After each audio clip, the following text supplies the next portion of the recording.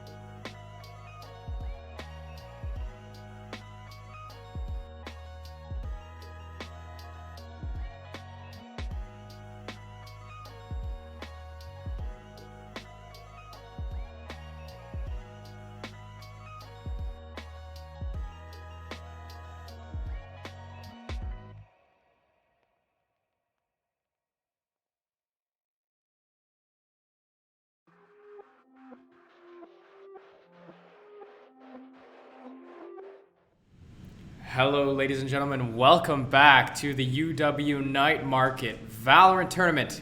We are now at the grand finals. We just watched Fruity Fivesome take on Radiant Only in the semifinals. Fruity Fivesome did take that match 14-12, and now they have advanced to take on Cheezers. In this best of 3 finals, first map is going to be Haven. We just saw Fruity Fivesome play. We haven't seen Cheezers play yet today, Bowser. We're going to see them face off in this 3-site map. What are you expecting, especially since, again, we've seen one of these teams play already? Yeah, I'm not too sure what to expect because I'm not too familiar with the current meta too much, but I do think we're going to see more Omen instead of the Brim, and probably not Mirror Comms, because I know for Ascent it's a little more standard and cookie cutter since KO and Sova in particular are super strong on those maps. But when it comes to the agent select, I think we might see more diversity between these two teams. Hoping to see the Omen come out of play as well, since there's a lot more different various angles that you can take. For example, on the C site, you can go on top of that mid-site box. On the B site, you can play on both on top of that mid-site as well as the side. And it does not look like I'm going to be seeing that, as both sides of the teams are both hovering onto that Brimstone. Of course, the stim pack really, really good right now with the 15% movement speed. But Cypher's coming out on both sides as well. But the difference here is the Reyna, or not. Yeah, triple jet hover. But I've been seeing Yoru. Give it to me, Mr. 66. Give it to me. We've been seeing a lot of Cypher on Haven here recently, or at least I have in the past couple of matches that I've been casting. There's been quite a bit of Cypher. The camera obviously is good for basically, if Cypher is alive, there's no radius, there's no range to the camera activation. You can have full view of sight and play off of it as well. So the trap bar is obviously maybe not as strong as some other stalling utilities, such as maybe the Nano Swarm or the Trademark. But that is still something that is good for slowing, and obviously intelligent trap cage uses mean that you can get some nasty one-ways. So it is interesting to see that there's a lot of it. Fruity Fivesome is currently absolutely trolling us with these hovers. We've got double neon, but I'm sure they're going to lock in something pretty soon here. The sky is something that we see quite often on Haven. We do see that the Seekers are very good for spotting out rotations on the map, especially again considering that there's 3 sites to go attack to. An early Seekers at the beginning of the round can potentially, that was a lovely transition there, producers, kudos to you.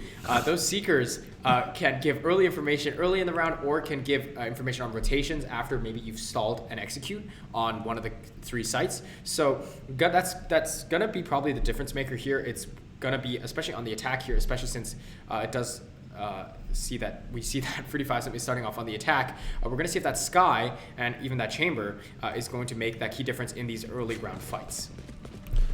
Yeah, and so, like we said, the diversity of agents a little bit higher here. We both have the Chamber and the Cypher on the opposite sides, and the KO versus the Sky. So we'll see what difference this makes in the playstyles of the teams here. But other than that, standard as normal, we've got the Jets, the Brims, and the Sova. So I'm interested in seeing what Cheezers can bring to the table here, because I have never seen any of these players before. But it does look like they will be a strong opponent to face, as they have made it all the way to this best of 3 finals. And starting out, Fruity Fivesome going a little bit slower and doing a default of all things.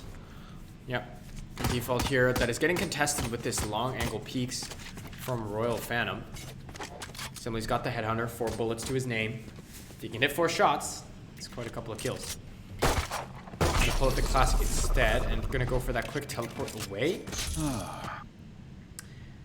Now, again, just a slow early round. Royal still baiting out any C peaks, but it looks like after seeing so much resistance there, Fruity Fivesome is gonna look to maybe just rotate off and try to play a different side instead. Cheezers does have that Cypher posted up on the A site. It's gonna be Chan holding it down with a Cyber Cage and a Trap Wire only on long, so nothing stopping them short. But still, as the clock ticks down, still looks like there's plenty of focus here for 35 on C. But look at that, 4 defenders there around that side holding it down. So this could be quite the bloodbath. And That is certainly a recon dart. Out of all the recon darts I've ever seen, Bowser, that is certainly one of them. Yes. Now pushing out on site, though, the execute, it's already getting trades all across the board. Kills coming up, though, on the favor of Cheezers. All up to Chonkmaster now on the sky alone. He's going to get peeked from the side, going to get peeked from the front. He's going to get taken down. And that is going to be the first pistol round picked up for Cheezers. Yeah, for us at home, no surprise there. Cheezers already had 4 on that C site, perfect on that read. Not sure where the information was acquired from. Maybe someone pushed through A and spotted nobody there, so the whole rotation over to C came instantly. Or if they had someone push down deep B and heard the rotation come through that side. But 4 players there, we know that it's going to be a difficult take for Fruity Fivesome, but a surprise for them as well, as they saw 4 going into that site, making it very, very difficult to push onto, especially with the low amount of utility on those pistol rounds, as they're making their way over 5 towards mid. A change of pace from the previous round. No default this time, but instantly hitting that trap wire, getting in. And I think they're just trying to get this plant off, but Chan is going to be able to find that Spectre Spray. Has lots of utility rating down on that default position of the mid B site. And Spike is down behind a Sky Smoke. It's going to be hard for Fruity Fivesome to get in here. Oh! Okay. And he's doing it again. J-Boy jumping through the smoke, but this time he does not survive as cleanly. Gonna get taken down, and now the rest of the guns are coming up big. Royal Phantom is no-scoping. So embarrassing. Yep. The Marshall is a little bit faster in the fire rate when you're doing the no-scopes versus when you're trying to scope in. So I think Royal Phantom didn't want to waste any time and try to go for the scope there, as it was aware there's multiple players down mid. And so the no-scopes are generally a little bit faster there, so... good awareness from Phantom there. I'll be sure to use that in my ranked game and let that come up to great efficacy. But yeah, the plan out there was, I think, to run up on B site, get that plant down. But the moment the spike gets denied, and you've already been smoked off by the defending team, pushing through to try to get that when you know the crossfire is going to be there is so difficult. And J-Boy survived the first, but the second time was not as lucky. And from then on, with only classics to your name, it's going to be very, very hard for Fruity Fivesome to make something of that round. But now they've got the rifles, and definitely for sure they want to make something happen in this one. But look at this aggressive push, but instantly stifled by J-Boy, who finds 2. Chan gets tagged down to 32, has to back off from window. And now this is the decent position for Fruity Fivesome here now, as they prepare to potentially push out onto this A site. Yeah, this is a very good round so far for Fruity Fivesome. Mr. 66 making it even better, holding on to 4 rifles still. It was very good initial play walking on to the A side, as they were all pushing down mid. They also had Simley sitting in spawn after teleporting over, holding C long for a little bit, and then the crossfire from both J-Boy and Simley, able to take down 2 from J-Boy, 1 from Simley, and then tag up another as well. So it's going to be very tough for Cheezers to get into this one, but any damage they can do is good damage to take them off the rifles here, as Cheezers are on that bonus round with their SMGs. And it looks like they're going to be waiting for exits and not trying to go for the full retake to win out this round, which is a really smart play, as Eureka does take down 1, but immediately traded back by Simley. And so this is a pretty standard round, as Fruity Fivesome does lose 2 players, but they're able to get the spike down, and they should still be able to purchase up rifles, though it is going to lower their economy just a little bit here.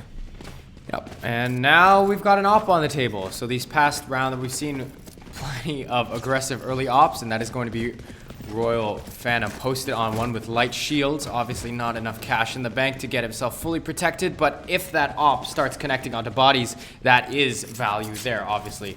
Doesn't come at a cheap price, as Mr. 66 is hoping to potentially find an orb or an early pick to get Blade Storm, most likely, because he's only got a classic there, but already instant op value, early pick, aggressive push from Royal Phantom, takes down Simile, and that's already man advantage for the side of Cheezers. 66 did get the orb on C long, so he does have Blade Storm, but yeah, you can definitely see that that early pick kind of stalls the plan for now, and it looks like Fruity Fivesome is now putting all of their marbles in the Mr. 66 bag and hoping that he can find some quick frags with these knives. Yeah, Mr. 66 just sitting outside of the Sky Smoking garage here. Might try to go for a lurk timing, but Vaughn is holding this angle very off on a really interesting spot. So Mr. 66 actually not opting to go through the Sky Smoke, but looking to hit B here. Silly following up 66. The spacing is a little bit wide here, but instant response coming out from Shiny, as both every piece of utility from the KO being used to push onto site. Mr. 66 not looking the right way. The spike goes down. Tracing is off, but Eureka helps out with that one, taking out Silly on the post plant here as Chan also pushes in. Now it's down to Chonkmaster, and Chonkmaster only able to find one. The trade immediately going back to Cheezers as Shiny takes him out. And that's going to be the defuse for Cheezers. Very good round for them as opening it up with the operator and then winning with the man advantage. Yeah, for sure. And again, it seems like that they were not expecting that early off push, and that instant kill at the beginning kind of threw them off kilter a little bit. And then from then on, the plan was, again, see if Mr. 66 can find some frags to even out the numbers, get themselves good positions on a site. But Mr. 66 just stalled out a bit too long in garage. The clock started ticking down, and after that, you just kind of have to make a move.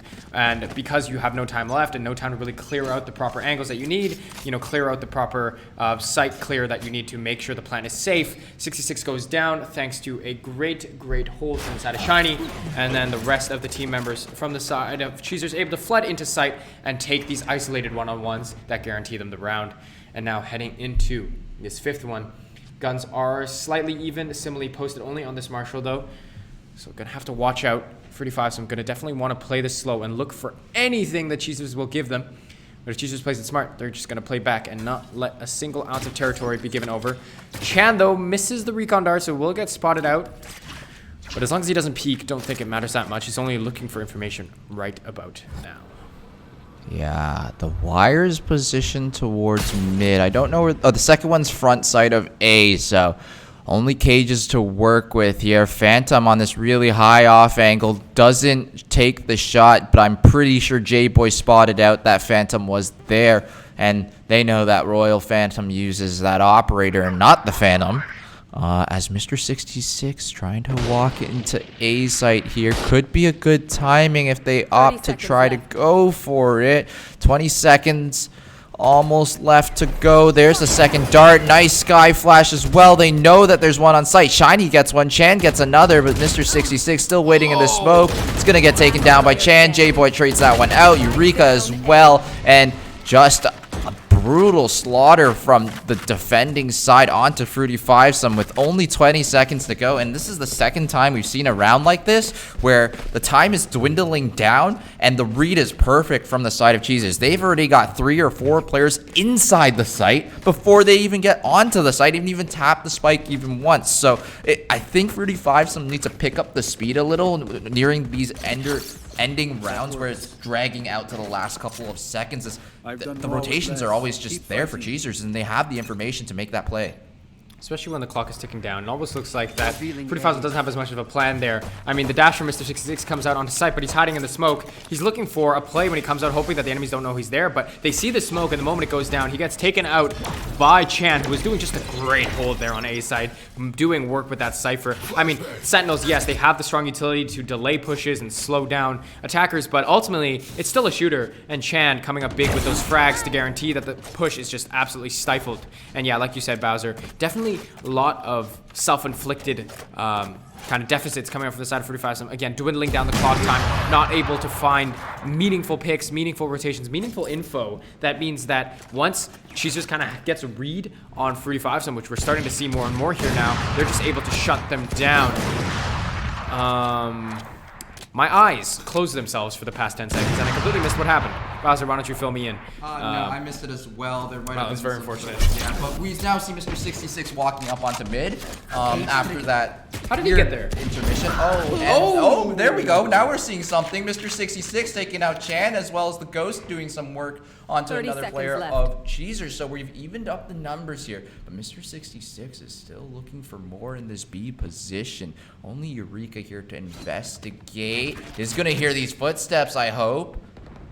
And Mr. 66 still waiting for a time to get a kill, but Vaughn cleans up everything that's happening on the A site. 10 seconds remaining. 10 seconds left. Mr. 66. But I think Mr. 66 should be able to grab this op and save it. Yeah, 4 seconds left on the clock, picks up the op. And yeah, even though like Mr. 66 does get the op in the end there, I think it was either you go for the op or you go for the plant, because when you have to plant the spike, it's only one person that's able to take shots. And Vaughn on the drop there, right? If Chonkmaster doesn't find the kill onto Vaughn, that there's basically a second free kill carrying over onto Silly, who is busy planning the spike. They might have needed 66 there to come up with that, be that third body to maybe guarantee the spike plant, but he too was low on health, only a Sheriff to his name, probably could have picked up a rifle, but that rotation would have been much slower. So in the end, I think the way it ended out, it's probably the only great option that Fruity Phasm has there, and they now have this giant cannon of a gun in their hands. But the most important part is making it have value, right? Giving it value, finding frags. That is something that Fruity Phasm has been having a hard time finding, because Cheezers has just been kind of having the read on them so much that they've basically been forcing them to basically take full execute fights. There's been no picks. There's been not a lot of 2-on-2 trades or 1-on-2 trades. Cheezers has had the read so often that they play back, get what information they can, take what space they can, but then kind of force out the fights. And now here comes execute on the site. Early Seekers, but not sure what information that will give you that you already didn't know. And that's already the trades out for both sides. Still, though, they do find 2 members, so they are going to get themselves on site. Probably set up the crossfire and get the spike down. But look at that orbital strike to deny the plan, and that might actually take down. Yup, down goes Silly with the spike. He hit in a corner, and that's not good, because that means they have to go get it and potentially reveal themselves in open lines of sight from that Heaven player. Oh, pushing out the smoke. Jans founds 3. Could be the ace opportunity here, too. It's 4 for him, but Chan secures the last, and just a messy, messy round for Fruity Phasm. Yeah, Cheezers had no business coming back into it. It was given to them on a silver platter. I don't think Fruity Phasm was aware that the orbital strike was on the table for Cheezers and for Vaughn there.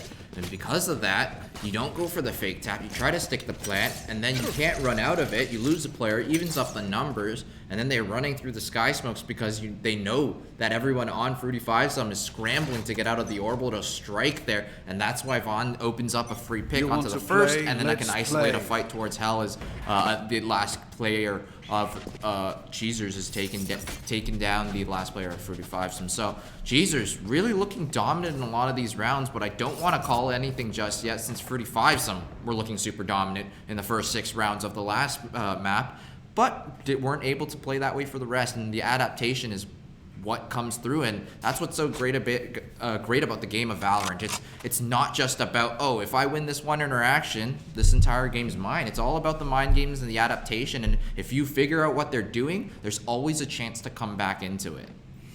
Yeah, for sure. And again, it just seems like Cheezers got the read on it right now. It definitely seems like Fruity Phasm either is going to be forced to adapt here, or they're going to fall.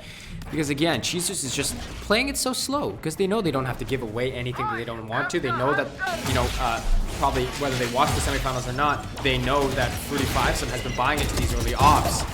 Now again, the anchors just of Cheezers just coming up so big. I mean, Shiny's wasting so much time here, but it is J-Boy that's going to be coming up again finally. 30 seconds left. Glimmer of a round for Fruity Phasm. The anchors finding one, but could still be Vaughn that chooses to swing things around and crush the hopes of Fruity Phasm in this 1v3. That's one close in logs he has to watch out for, but not going to be able to find it. Gets taken down. Fruity Phasm finally picking up a round. The site rush finally goes their way. That's going to be now 6-2.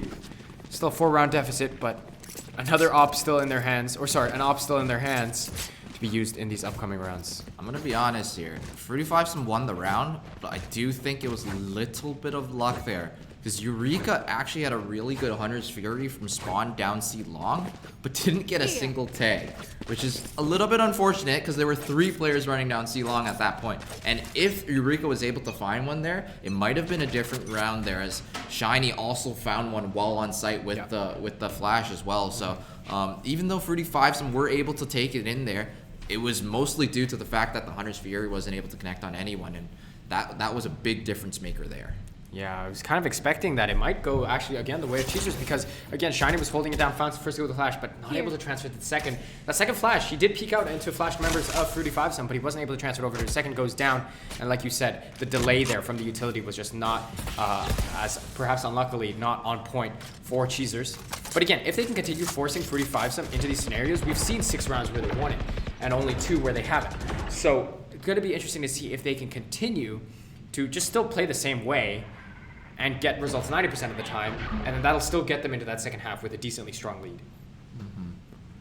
Now, this is a very slow round once again, so I'm scared of Fruity Five some using too much of the clock. They still haven't grouped up and chosen a place to go, and I don't know how much utility has been burned off of Cheezers, but I don't think it'll be a whole lot. All the Cypher utility still up on the C-long position, but they're starting to make their way over as a couple players from Fruity Five, some I believe, are trying to sell a fake towards A, but no longer needed as the first pick comes through onto the C site. It should be the execute with 20 seconds left to go. No one's moving from Cheezers just yet. They don't have the information to do that. And now the Cypher Cage is probably going to catch somebody. It could be a kill here, but not able to peek off of that trap wire. The recon dart's going to scan out backside and push a couple players into that sky smoke. They should be able to find these kills running through the smoke. 1-for-1 trade on both sides. It's a 4v3 retake once again for Cheezers, but this time around, I think Fruity Fives have some pretty good post-plant positions.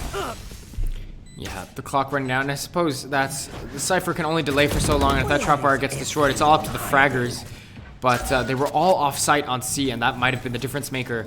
They still don't find one frag, but the off-site C hold is just so strong. They're going to have to be peeking into this op, and it looks like Simile is not going to be missing today. That is 3 quick kills for him, one after the other. That is going to be the third round now for Fruity Fives and picked up.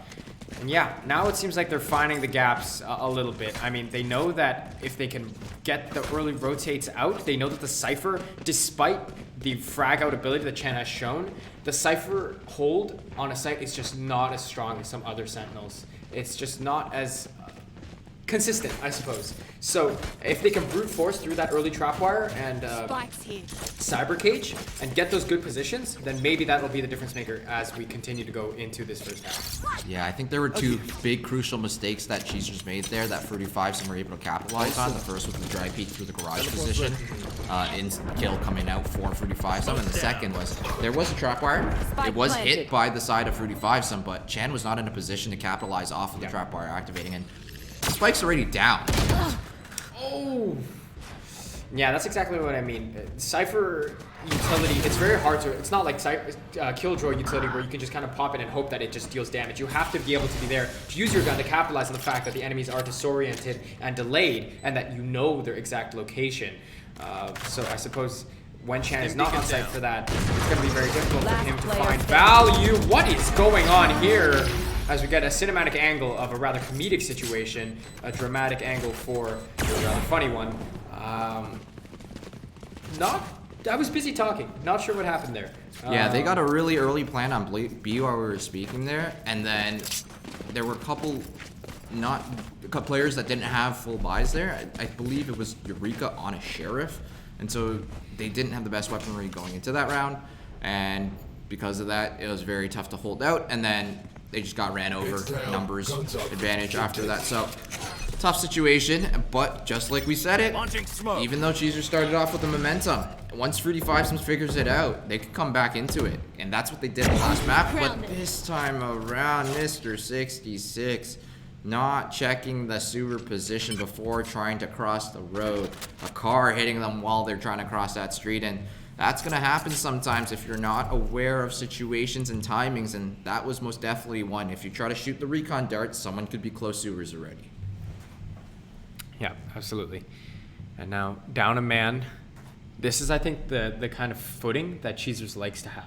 They like to have that man advantage, and then just not give away anything. Take positions where you can. Take positions that the enemy gives you, but make sure that you can always fall back from those positions, like that position that we see taking up on A main right now, that angle that Royal Phantom is holding. He can hold that aggressively, but he can also back off quite easily. He's got support on short that is being watched by the Sova, so that means he's got the easy back off, and taking that space means that he can quickly call to his teammates, hey guys, nothing's going on here. We can rotate as we see the Sova rotates offsite and goes towards B to support there around mid. And now, as the clock ticks ever closer to 30 seconds, we've seen this position before where Fruity Five just gets forced into this low time, aggressive push playstyle that could get them caught in a crossfire between these anchors on the C site. And now it's all up to Shiny and Chan here.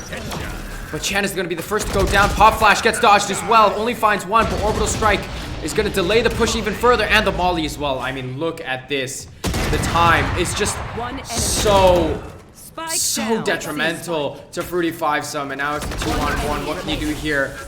No time left. Just back off for Eureka, and you get the round win anyways. You reclaim the op as well. Man, oh man, oh man. Yeah, Last and round they're before calling the it every switch. single time. Whenever Cheezers have a number advantage, on top of the fact that they have low time, Fruity Fivesome just aren't able to close out those rounds. And I'm sure Fruity Fivesome are probably starting to notice it now. But if they don't pick up on the fact that low time plus disadvantage numbers is a very tough situation and they need to adapt something before they try to go into those situations, then I don't see Fruity Fivesome making this kind of comeback situation. Though this is the last attacking round of the first half, so maybe they do get a lucky break here and go to 5-7 switch over to defense, and maybe have a stronger showing on that side where they don't have to worry about time as much. But yeah, a couple rounds, I believe 3 rounds specifically, going over to that situation. Yeah, I think an important thing to point out is that this Cypher, despite Chan, having those moments, the Cypher utility hasn't been critical, I think, in Cheezer's success. Like I said before, I think Fruity Fivesome is kind of their own worst enemy right now. A lot of the delay coming out. Yeah. You see that gun? Yeah. What is it? That's a judge. Yeah, that is a judge. So as I'm talking about Cypher utility, that's what I'm saying. If Chan can just frag out, it doesn't matter, right? Especially in the attack round, it's gonna be very important when Cheezer's on attack that Cypher frags out, because that utility is not as, I suppose, execute based. Now, speaking of another gun, that's an op, so that takes down Mr. 66. So another good start for Cheezers, and again, 30 seconds on the clock, man. Like they're in this position again, and they're still indecisive. They're still indecisive. They've got Seekers, but they've got to rotate full onto C, and that is a judge, right? Look at the map. That is a judge on Chan. He's going to be taking, not sure what position he's taking, not sure exactly where he's going. Hold on a minute. Is this the bamboozle? They hear the judge as well, so he's got to know he's got to be one big gun. They spot him out. He's hiding around the corner, but he's not going to be able to find much value. 10 seconds left. Still low time here, and the flash is going to try to go through. They aren't able to get through the smoke there. The flash not getting the target, but they're already out backside. Phantom finding another onto J-Boy. 4v3 for Cheezers now. The spike did go down though, so which is a win for Fruity Fivesome, and Simile posted on this angle. We've seen this one too as well. And once Fruity Fivesome are on this position, it was very, very tough. Oh my god, Shiny finding 2. Oh, and the last peek coming out from Chonkmaster isn't able to find it, but the last kill there. What an interesting situation to be in.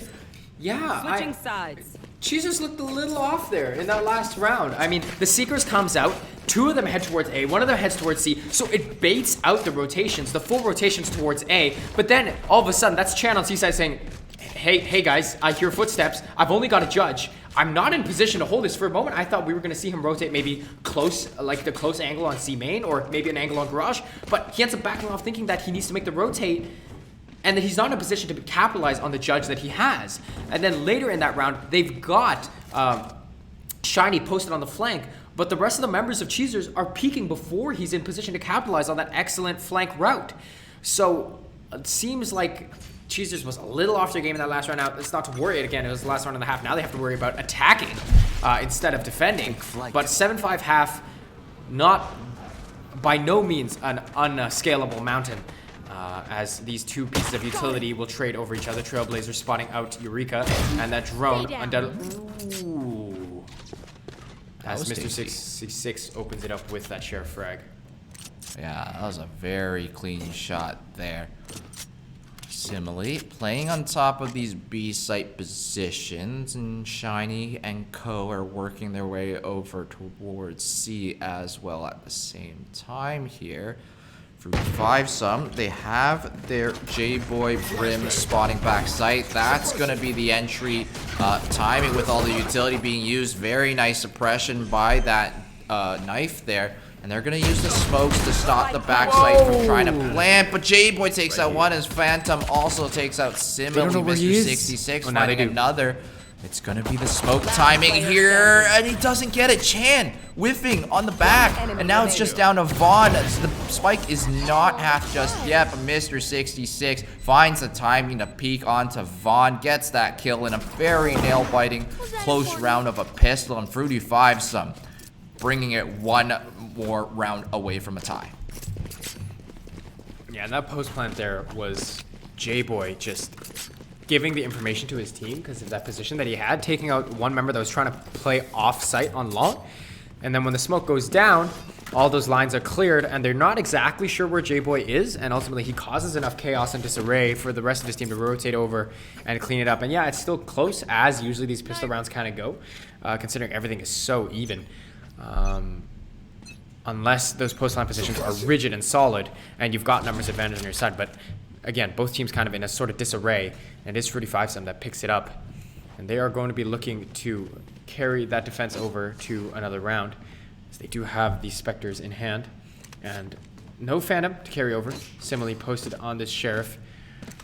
But no worries, 4 SMGs should be decently strong enough, as it does look like there is a bit of split map play for the side of Cheezers, 1 on C, but that is the spike on C. That is very interesting, and it looks like that J-Boy might sense a trap. Actually, no, but there goes the full rotate. Do they know that they don't have the spike? Yeah, because they're just losing members. Oh, okay. Last player standing. So this strategy is called like the QB sneak. Basically what you try to do is you 4-man sell a fake on one side of the map, and then you have the last player try to walk the ball into the end zone while everyone's distracted by the other side of the map. So it's a very interesting strategy. Not many pro teams go for this one because it's generally not good, because pro teams won't over-rotate off sites. They won't give up things for free until they know for sure that something's happening. And in this scenario, you did see it kind of work. They got the spike down, but there was still a player, I believe it was J-Boy. J-Boy was the one on the C site. Didn't over-rotate off, finds the kill onto Royal Phantom. And because of that, another round on the board, but the spike does go down, so extra credit. Extra credit. And to be fair, it is the second round after a first round loss for the side of Cheezers. And now they've got the rifles on this bonus. Vaughn knows. Oh, yeah. He's got it, right? Yep, there it is. Quick little headshot there. Aiming right for the head as well for a crouch. Was expecting all the shenanigans. But now, so again, what's next, right? Fruity Phasma has shown that on the attack, when they lose a member down, they tend to falter a bit. They tend to lose sight of the plan. But I suppose the plan on defense is a lot simpler. You can oftentimes just kind of turtle up. And this is the turtle that they've kind of got the read okay. It looks like they're kind of posted more on C side, so we're just going to abandon A. If they play for it, we'll most likely play for retake. It's only the third round in. We don't really have much off-site ults anyway, so might as well try to get the read. And if we're right, we can potentially use our numbers to stall as much as we can. And now here comes the aggressive push from J-Boy. He's got the Spectre. He's going to want to look for a frag here. Coming through, but all the members turn on him as he goes down, and look at the barrage of bullets just flying into CT. And that is going to be a quick round from plant to end. Cheezers picking it up in this bonus. Yeah, and that's just a textbook situation. When you get the first pick in a round, you have the numbers, so all you need to do is play the numbers. And Cheezers, 5-man execute down C long, playing the trades perfectly, both of them running in through the smoke. They trade on Chan if Chan does get, or not Chan, excuse me, it was it Chan? I believe it was J-Boy. J-Boy was in that smoke, right? Yeah, and J-Boy was trying to get like a G-Spectre kill inside there, but because they're running in together, 2 players to aim at versus 1 for the other 2 players, so... Not a lot of bullet pen on exactly, that, right? And so that's how you play a numbers advantage situation. You play the trades, you play the numbers, and make sure that, you know, if someone's going in, you don't line up with them. You follow up on a good timing and a good spacing as well, so that you can make sure you get that refrag and trade down the numbers eventually, because if you're 5v4 and it goes down to 4v3, eventually you get down to 1-0. So that's the whole point of the getting that first blood. And the best teams in the game have really good 5v4 percentages. For example, the Guard. I know everyone's heard of them. They're making the rave recently. They have an 80% conversion rate on their 5v4 scenarios. The best in the game right now. So just goes to show how important first blood is in this game, and why setting up your duelists for those opening kills are so important. Yeah. And Fruity Phasma, you know, definitely have shown that they've had a hard time when they're down a man. Like again, the disarray is pretty clear. But now, numbers are even, and this time it might be the full 5-on-5. And if this goes the way that I think Cheezers is trying to intend this could be a bit of a bloodbath. J-Boy baiting the shots. Here's one. Down come the smokes. Counter smokes. Stim as well, but orbital strike and a jet to deal with. But he still manages to sneak his way and find 2. That should not happen. in any situation. That should not be allowed to happen at all. That means it's the 3-on-3. Royal Phantom, though, hiding in the smoke, finds one, gets to back off. Oh, man, now it's the 2-on-3. Fruity 5-some looking a little dire, but Sibylle! How are you allowed to do that? 2 absolutely illegal plays in this round. Both J-Boy and Sibylle coming up big with these plays, and now it's all up to Vaughn off-site, trying to find the angle, not able to find one, finds the spike planter though, not able to transfer. Sibylle, the big clutch player in this round, finds 3, finds the spike defuse, ties it up again. Wow, Sibylle, you are not allowed to do that. That's a Vandal. Spray transfers shouldn't work on Vandals. It should be taps. But nonetheless, gets that spray transfer, logs all the way to the right side of underneath platform. Very, very clean spray transfer. Gets it this time, and because of that, they end up in a 2v1 situation and unable to find that trade onto Vaughn as well. So, defuse comes through, ties it up, evened out, even though Cheezers had that big early lead, but Fruity 5-some showing they're the kings of adaptation right now, because I think it was a similar situation in the previous game. Fruity 5-some were the team that were down 6-0, I believe it was, or 5-0, something like that, and then they were able to adapt. So once again, showing the colors of how they play this game really well, and wow, Cheezers getting that nice opening pick onto the jet of Mr. 66, but that flash is going to deter them to go any further, scared of more members being on that spike site. But there's only just a lonesome Sky there of Chonk Master, so they're gonna maybe re-hit this without information. Sibylle is gonna take down one as well. I don't know where that wallbang came through from. Short. He's got them trapped in now. Look at this. It's like a box that's being made. Now, if Fruity 5-some wants, they could potentially like push up C main here, right? Like they've got the information that there's at least some people A main. They can continue to take space on the map here. By not taking space, you kind of allow the rotate. The only thing stopping you is Sibylle. But if Sibylle goes down here, the rotate comes out for free. But nevertheless, they're going to go for the A site execute. Dashing out on the side, Royal Phantom gets spotted out all across. Here comes the rotates now, but look at the defense. It's just so strong. Sibylle, again, doing work on this site. And that is just going to be the quick pummel. Fruity 5-some turning the table on Cheezers. Cheezers kind of has that, the opposite problem, where when they are being forced to, or I suppose both teams having the same problem, when the clock is ticking down and they're forced to push onto a site, it just never ends well. Yeah, I think what they could have done differently there instead is at least fake a rotation out, because I know they for sure either had a cloud burst or a cyber cage there, and if as long as you just throw one of them towards a short position, now you're gonna have Sibylle calming to the rest of the team. Oh, they could be out. They could be out. Because of that, that's gonna keep players off the A site. But because they didn't use a cloud burst or a cyber cage for the flank, a hard executes coming already onto the C site. Mr. 66, very great position here, finds one with the judge, taking down the KO null command out of everything. Mr. 66 also taking out Royal Phantom with the judge as well on the site, and that's gonna be Cheezer's gonna be on the opposite side, planning on the A site though. Yeah, and I mean, they've got 2 ults. They've got the post-plant Hunter's Fury, but Mr. 66 comes out big in that round. I mean, when you're playing this split side kind of play, you're obviously trying to bait it out, but you also don't want to lose this many members, because if the flank goes undetected, you get a flank, obviously, right? And if you get the kills, you get the flank as well. So the fact that 2 members goes down on a potential flank means that this retake might be a little easier for Cheezers, but nevertheless, the Hunter's Fury comes out, trades on all sides. Chan peeks out on this Cubby, but gets taken down by Sibylle, but they don't have enough time, do they? Shockmaster might give up his life here. No time. Yeah, I'm a little bit confused by the play that Cheezers just made, even though they won the round. So they held on to the incendiary grenade and the Hunter's Fury. Or no, the Hunter's Fury was used. Yes. But the incendiary grenade was held onto, but that is such a good ability for using on postplan. And Vaughn instead tries to go for the peaks and get the frags instead. Maybe if Vaughn was aware that there was no time, then that was a very intelligent play. But if you're not sure, I think it's just safer to throw that incendiary, run away, and save your gun as well. Because now look at this. They're on 2 Spectres, a Judge, and light armor on the rest of the Vandals. So for sure that has to be a misplay as Simile opens out this round onto Vaughn. Now Royal Phantom's gonna have to make something work with his judge. Gonna have to find a way to get in close with that, most likely that tailwind. But 66 hoping to lock down this garage position. And again, down a member on the attack. It's been a situation we've seen time and time again between these two teams. Can Cheezers overcome that seemingly block that both teams have been having? Drone comes out, looking for members on A, on B, but the dart does not connect. And now here comes the tailwind.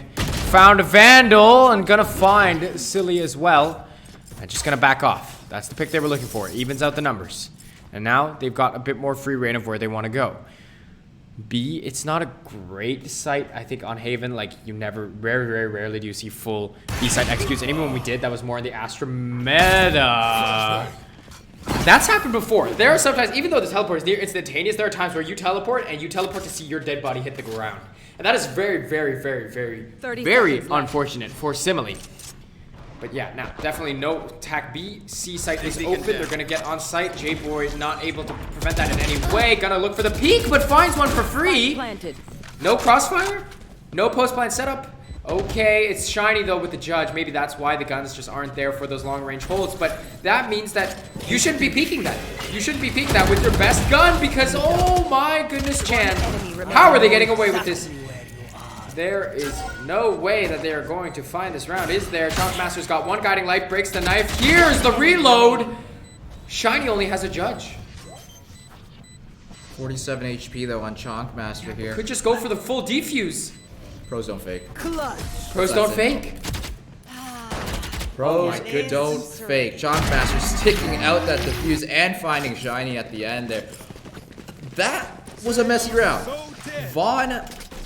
J-Boy, excuse me, had the orbital strike, maybe wanted to save it because they knew Cheezers didn't have the best guns in that round.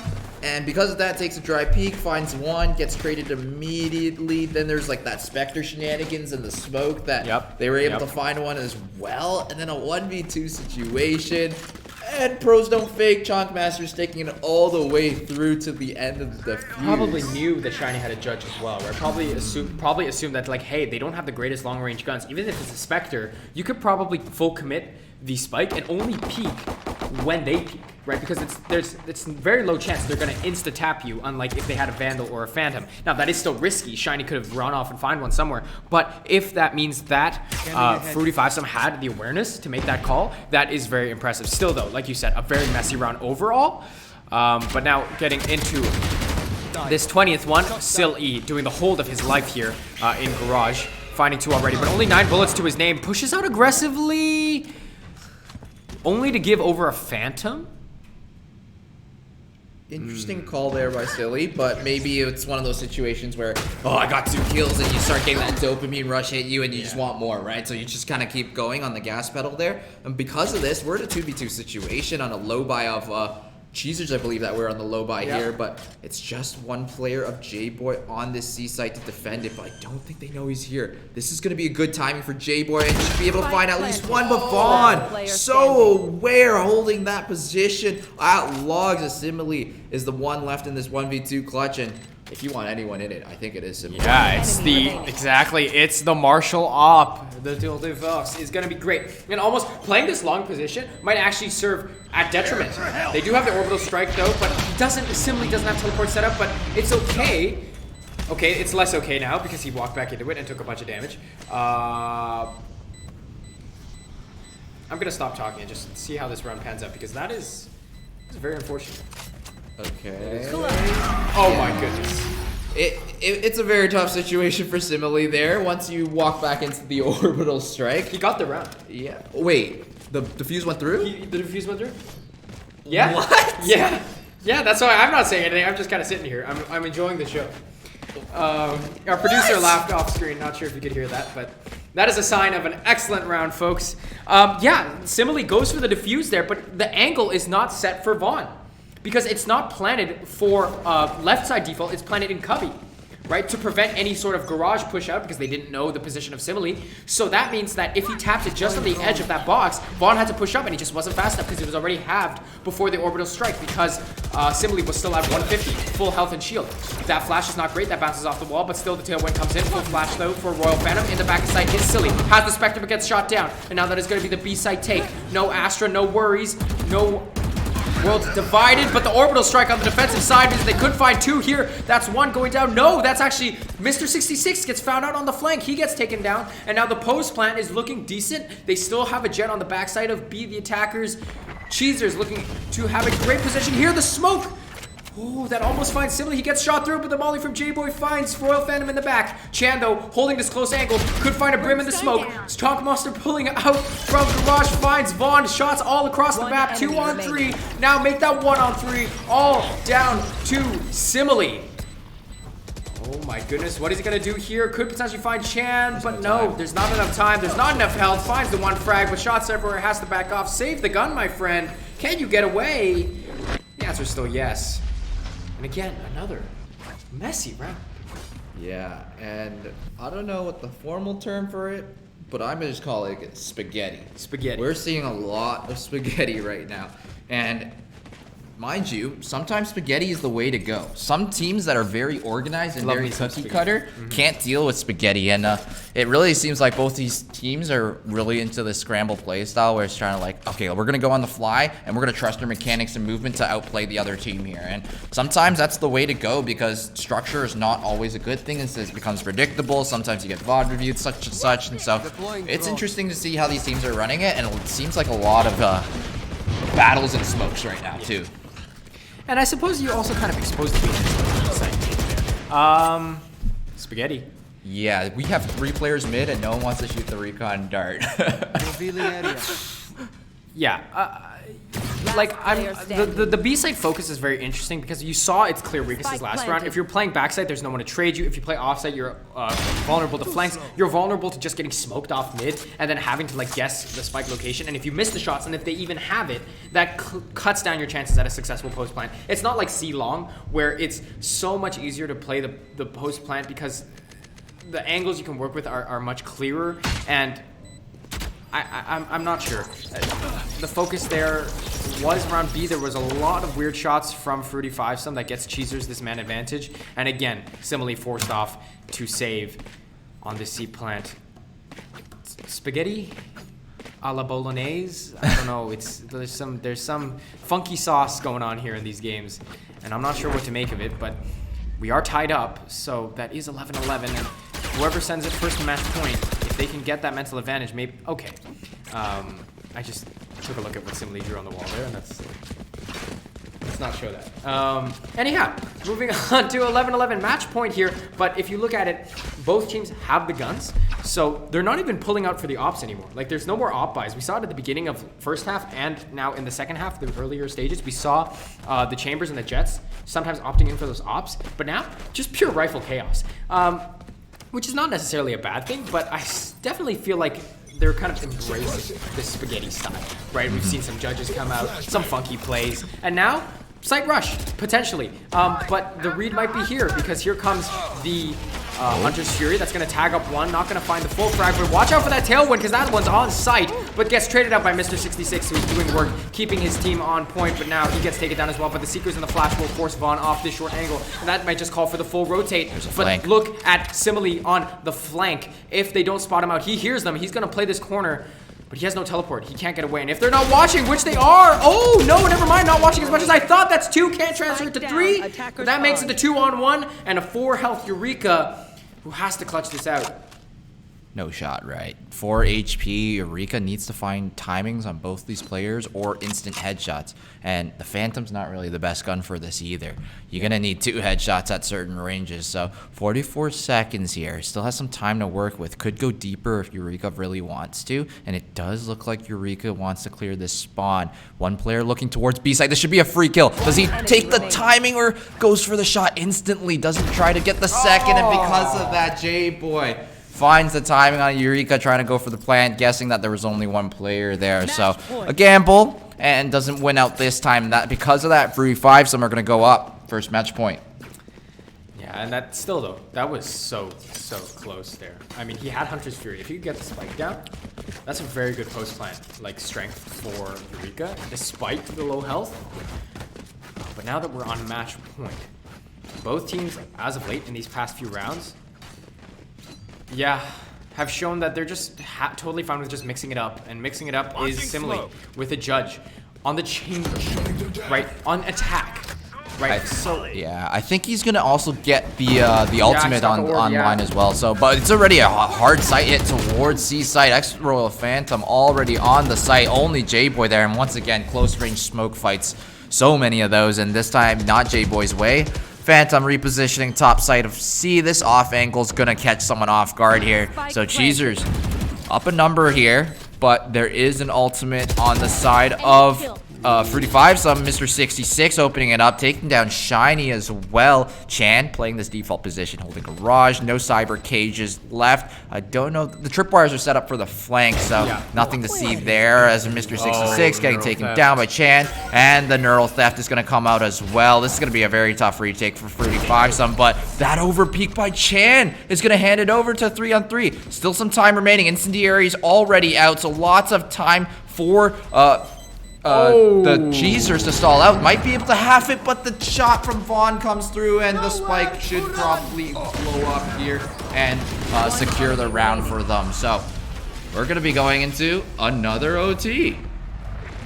Yeah, and I mean, they had the ults to work with. I mean, Simile was forced to play on a judge there. Yes, he had the 2 other folks, but he's not on the right site. That C rush means that he has to push in, holding close, has to check every angle with the ultimate, and he can't ever get in a position to make value of the judge. No rifle pickup, so that means he can't play the close trades as well as, I mean, he has to hit those op shots, but when you're playing offside on long, you have no one set up on flank. They have post-plan ultimates. It's just really rough. It's very, very rough there. And again, not sure if it's like the amount of hours they played, because these teams have been playing a lot of Valorant today, but the spaghetti is working, like you said, for like both teams. Neither of them are really playing the defaults anymore, looking for picks. They're just saying, okay, just run at them, see what happens. If we get side, we get side, we play post-plan. If we don't, well, just chalk it around. It's so close anyways. Which you could make the argument that like that's not prime Valorant, but to be honest, what is? Sometimes I enjoy playing Yoru and running in front of my clone and seeing if I can bait the enemy into shooting me, even though that's counterintuitive. So either way, if the strat works, it works. And right now, Fruity Five and Cheezers are dead even on it, right? And if we look at this overtime, now that Fruity Five is back on the attack, they've opted for that op again. Simile brings it back from rounds before, holding this short angle on A. But again, Fruity Five needs to remember to not let the time run out on them, right? And this time, look at Cheezer's play. They're playing a lot more aggressively. They're going for these more aggressive shots through Garage. And if any push through smoke came out, Royal Phantom might have gotten taken down, right? So, but now they're totally happy to back off onto sites. And we're down to 50 seconds. And still, Fruity Five is so spread out. Yeah, but I did like what they were doing at Garage. More teams need to be doing that, where you're paying attention to where you can expend utility out of the defenders. And they forced a sky smoke, they forced some shock darts, and they broke the Garage doors, making it more vulnerable for the defense to play in it. Oh, Vaughn is in a tough position. If the Trailblazer were to catch them, that's good incendiary to stall out the push from short, but it's just a run through for J-Boy, and J-Boy's gonna get traded out by Chan. Phantom still on this site, not aware of someone in that cyber cage. The trades are going back and forth here as Royal Phantom finally stops the trading and takes 2 instead. Just Simile in this 1-on-3 situation with an operator of all guns as well, and Cheezer's going up 13-12. Very convincing hold on A there.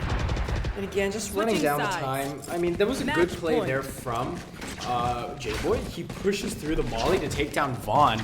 But again, when you delay so much time, you've already got so many members of the opposing team set up on site already to guarantee those crosses, or at least guarantee the trades. And from then on, a beautiful, beautiful hold from the rest of the members, like you said, means that, again, their own worst enemy, 35, runs down the clock and just puts over match point to Cheezers. Will Cheezers do the same? Right? They've got default position set up. Will they run down the clock as well? I'm not sure. They probably are looking for maybe a pick, but Recon Dart gets shot out. That's at least info. Where are they going to go? What is the game plan here? Because that's utility used to stall out the C push. That's one member way up on top of that C box, spotting down the long angle. Not sure about this position for Silly here. This is a very tough position because it's hard to reposition out of it. especially like if you try to run into C site, you can't really go anywhere. And yeah, you still have the Al drone and your shock darts up, so not too sure about this just yet, but it does look like Cheezers are gonna move towards A. Only one member there holding it down for the side of Fruity Fives, and it's gonna be Chonkmaster. Chonkmaster starting to back off a little bit as well. The Al drone should be heard by Mr. 66, so that's more info leaning towards A here, and we have a deep posted angle for the operator on C as well. So I think Fruity Fives have all the input they need to be leaning towards A right now, as well as the fact that they're going to be using the Trailblazer to clear things out. They know for sure 27 seconds to go. They should call for the rotations almost instantly now. Now here comes the push. Already on site is the Jet dashing up back site. Chonkmaster the only one holding, but he's been spotted out. Can he do the hold? Mr. 66 from CT finds it, but Shiny coming up big. 3 kills for the sides of Cheezers. They're gonna get the spike down. It's the 2-on-3. Fruity Fives only have 2 members to try and stave themselves off from this first match in the best of 3. Simile holding up Heaven. 66 on site, but he has to play. No, there's no crossfire set up. But if he checks right and no one's there and he gets shot from left, that would be a tragedy. 2 players held. Peeks it. Shiny finds his 3rd kill.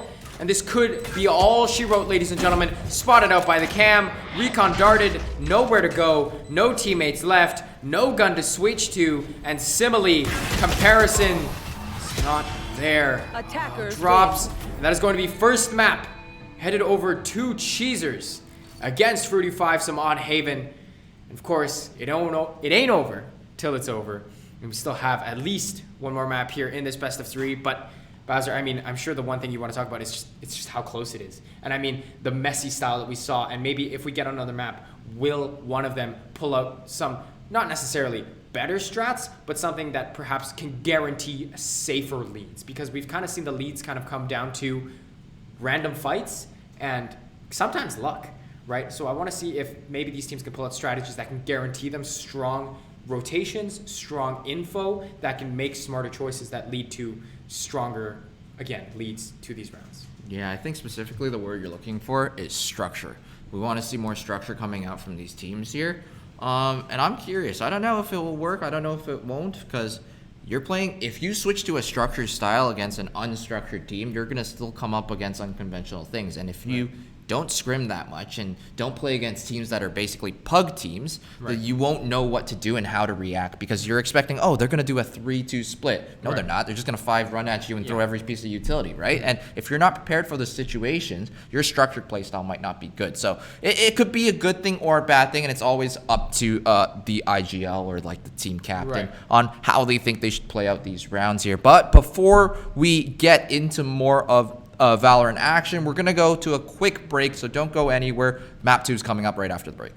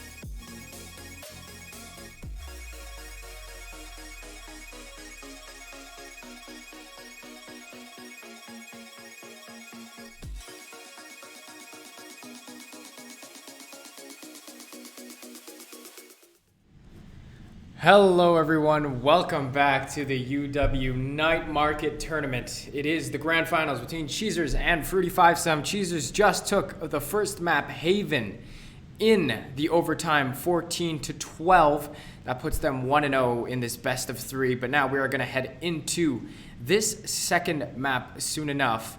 And I mean, the past 2 games that we've just cast, Bowser, here on the caster desk, have been so close. I mean, overtime in both the semifinals between Fruity Fivesome and Radiant only, and then now in this first map, we saw another overtime from the side of these 2 teams as well. So we talked about it before the quick break, and the consensus was, well, these both teams have been playing kind of this messier style, spaghetti style as you called it.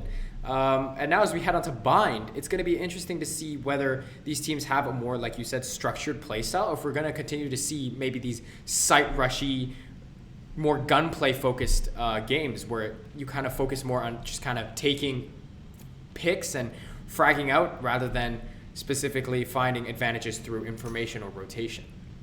Yeah, and for sure, like you said, the teams were definitely embracing that play style. Not a lot of operators being purchased up on the Haven map, as we saw compared to the Ascent game that we saw earlier today. And because of that, I think teams were, that's why it was kind of so close and neck, because both teams were playing that same style and trying to see, okay, who can do it better. And both of the teams pretty evenly matched on that kind of front as well. Even with the different agents coming out from both sides, we're probably going to see different agents once again, and it's mainly the difference between a Sky and the Sage from what I can see right now.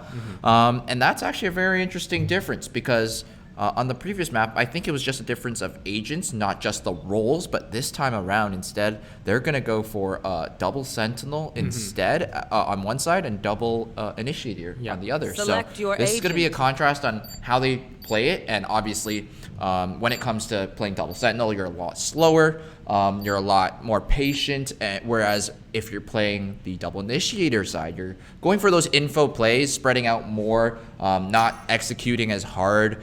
You're just going to see, okay, we shoot the dart here, there's at least one here. Owl drone here, there's at least one here. Skybird this way, Trailblazer that way. Okay, 2 here, 1 there. Let's go to the opposite side. So it's a more patient playstyle because it's all about finding info. Whereas Sentinels, I throw my wall up, it slows you down. And it's a different type of niche playstyle, and I want to see if the teams can capitalize on that.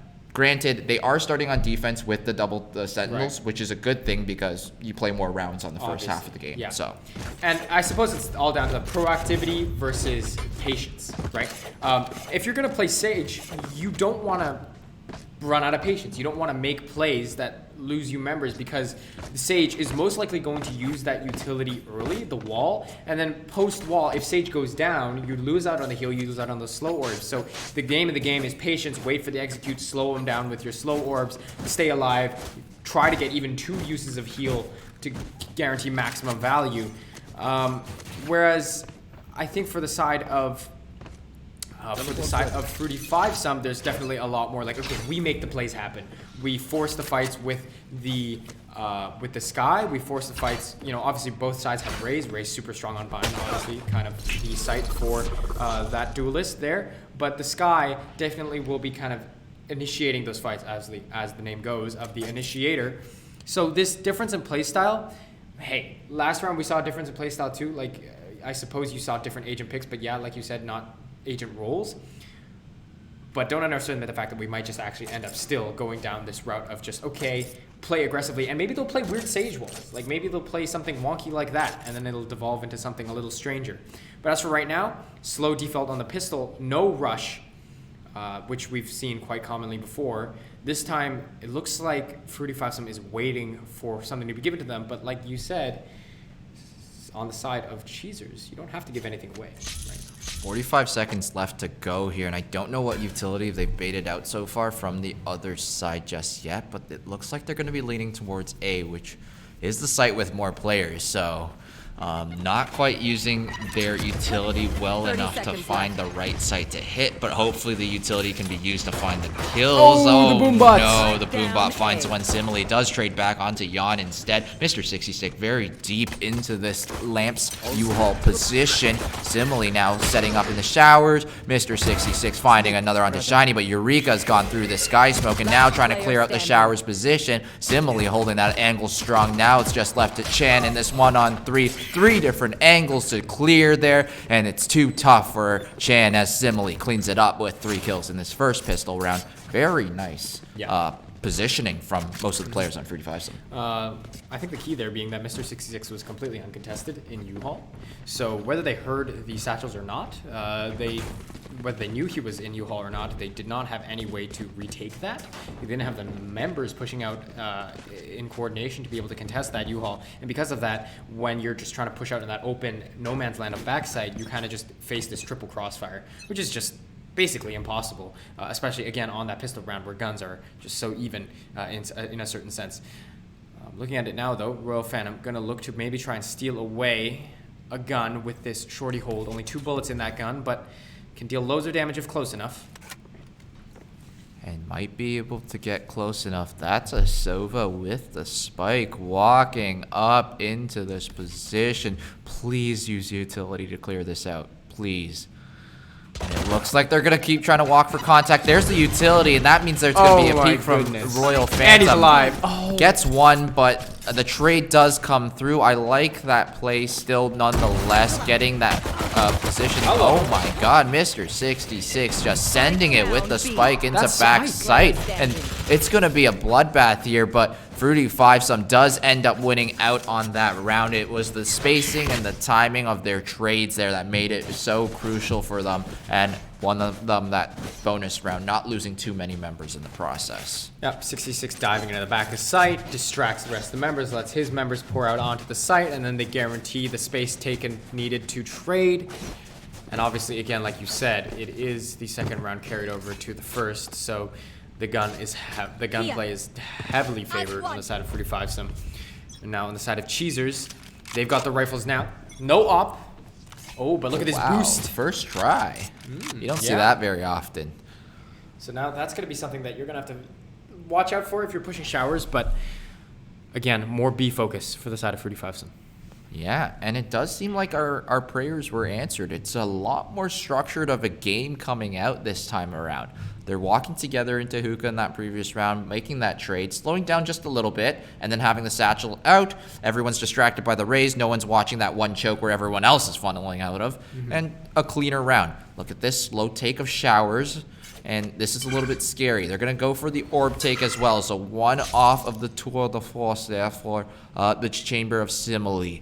Default once again, very slow, no utility being used, and I think that's one thing that might need to change up just a little bit. Maybe a couple more Sova darts and sky flashes as those do refresh in the round. I want to see whether or not we have Chunkmaster using any of those guiding lights early just to bait out some information or get some sort of indication of where they could be positioned on this map, but it does look like Cheezers are very far back. One player inside of Tube on this B site, but the rest of the team of Fruity 5-Some are already close and ready to execute into this site. Close range Spectre fights Eureka, takes down J-Boy. There's the tour de force, similarly taking down Eureka. 3-on-3 situation. Spike is going to go down right next to the Tube here. Mr. 66 showing up from some support as well. Yeah, and the 2 orbs across the map for Simile means that he is going to get that tour de force, holding it down like you said. He found that early pick. Maybe they weren't expecting it holding down at a long angle. I'm not sure if there was a bit of miscommunication there. But now in this post plant, oh, but he goes down. He pushes up so aggressively. No time to teleport away. And Vaughn had the positioning there, but it's okay. No worries. Chan pulls it out in the end. And that is going to be, obviously, the rifle round for Cheezers going their way. 45-Some put up a bit more of a fight than maybe they were expecting. They do lose 3 members, but Simile also uses that ult to try and go for that long hold. So that guarantees that at least the next few ecos, they're not going to have that key sniper up for the side of Simile, unless he finds more kills. But he has a different sniper in his hand. That's the one my that's fault. not the ultimate, so... Yeah, that's my fault. Yeah. Well, on the eco, I suppose. If he loses that on the eco, he won't have as quick of an access unless he completely frags out here on this op round. But yeah, now we're seeing that pattern again of them picking up ops early when they can. Yeah. I do like the usage of the operator there because in case you find kills in this round, they actually contribute to your next ultimate. Whereas if you save the ultimate, hold on to it, well, you're buying a rifle in this round anyway. So even if you get kills here, they won't work towards anything if you're using the tour de force. So I like that usage of the ultimate. And it was a very impactful usage as well because they got the spike plant down and they did take down 3 members, which is generally more than you should be taking on your bonus rounds. But it does look like we might have an execute onto the B site, which I don't think should come out because of the positioning of Cheezers here. They've got almost everyone towards the B site, and the Sky Smokes are still out, but they're going out on this one, and Chan in the tube finds one. Mr. 66 taking out Vaughn backside as well. Eureka still hiding in the Sky Smoke on the elbow position. Tries to go for a smoke spray, but Chonkmaster is aware that there's someone on the flank in the teleporter. Phantom taking down very low. Chonkmaster with 80 HP still to work with. There's the heal coming out as well, but Chonkmaster is going to find both those kills. No trade coming out from Cheezers here. Very nice post-plant positioning from Fruity 5 here. Chonkmaster with a third, and it's now just Eureka in the elbow. What can Eureka do?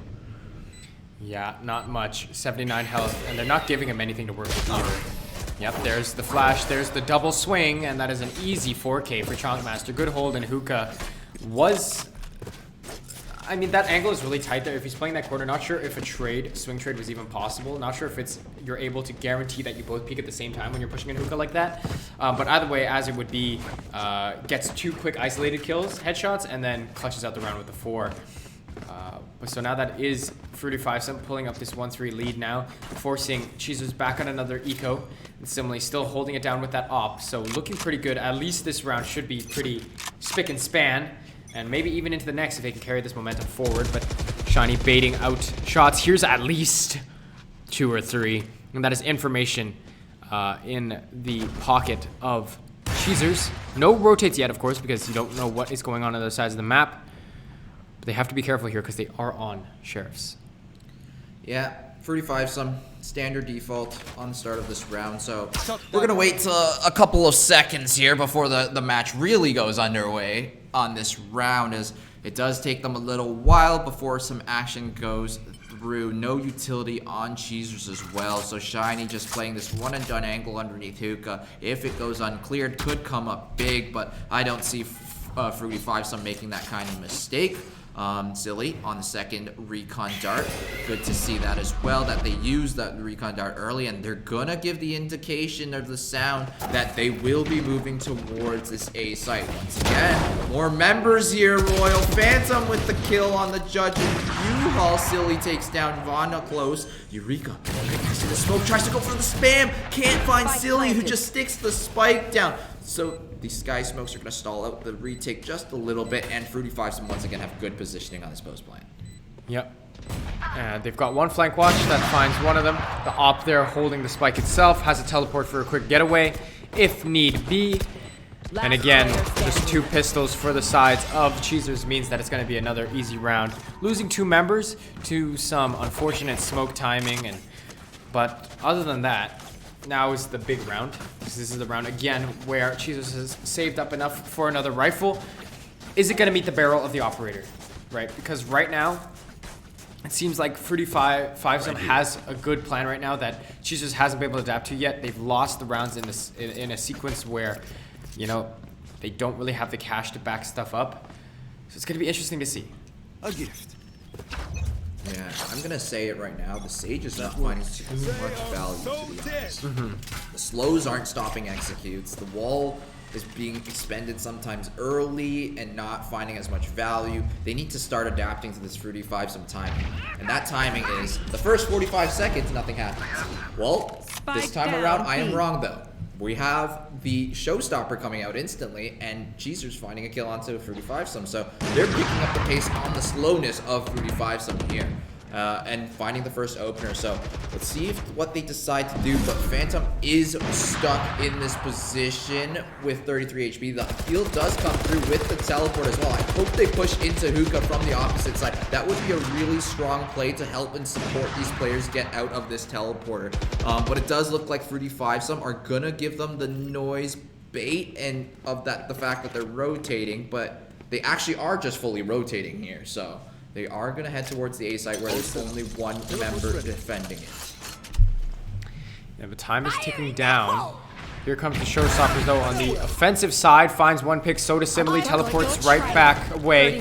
Teleport comes in from Silly as well, from that long side. The aggressive satchel forward doesn't find a kill though. Vaughn finds 2 now. Silly goes down as well. Spike Clan will still go down, but that kill gets the orbital strike, and that forces Chonkmaster right into Eureka, who does not pick up the kill though. Now it's all up to Vaughn in this 1v2 against an op.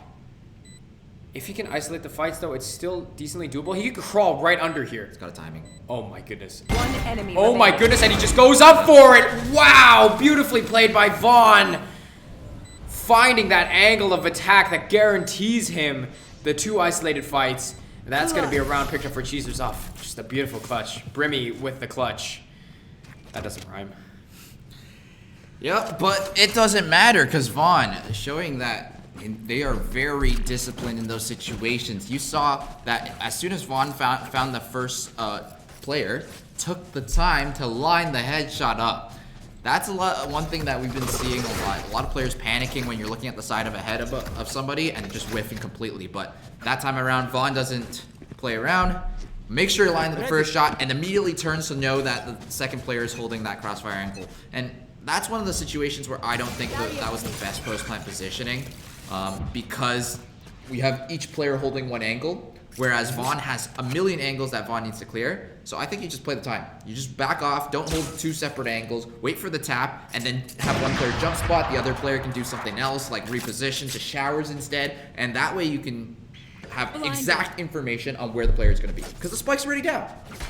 Yeah, and the timing there for Vaughn was like the fact that he was already not in a place that could be held with the up meant that he just had all of the power in the world to play with and basically turn the heads on that. The way that the defenders or the attackers were positioned post plant meant that Vaughn was in way more control than the attackers thought.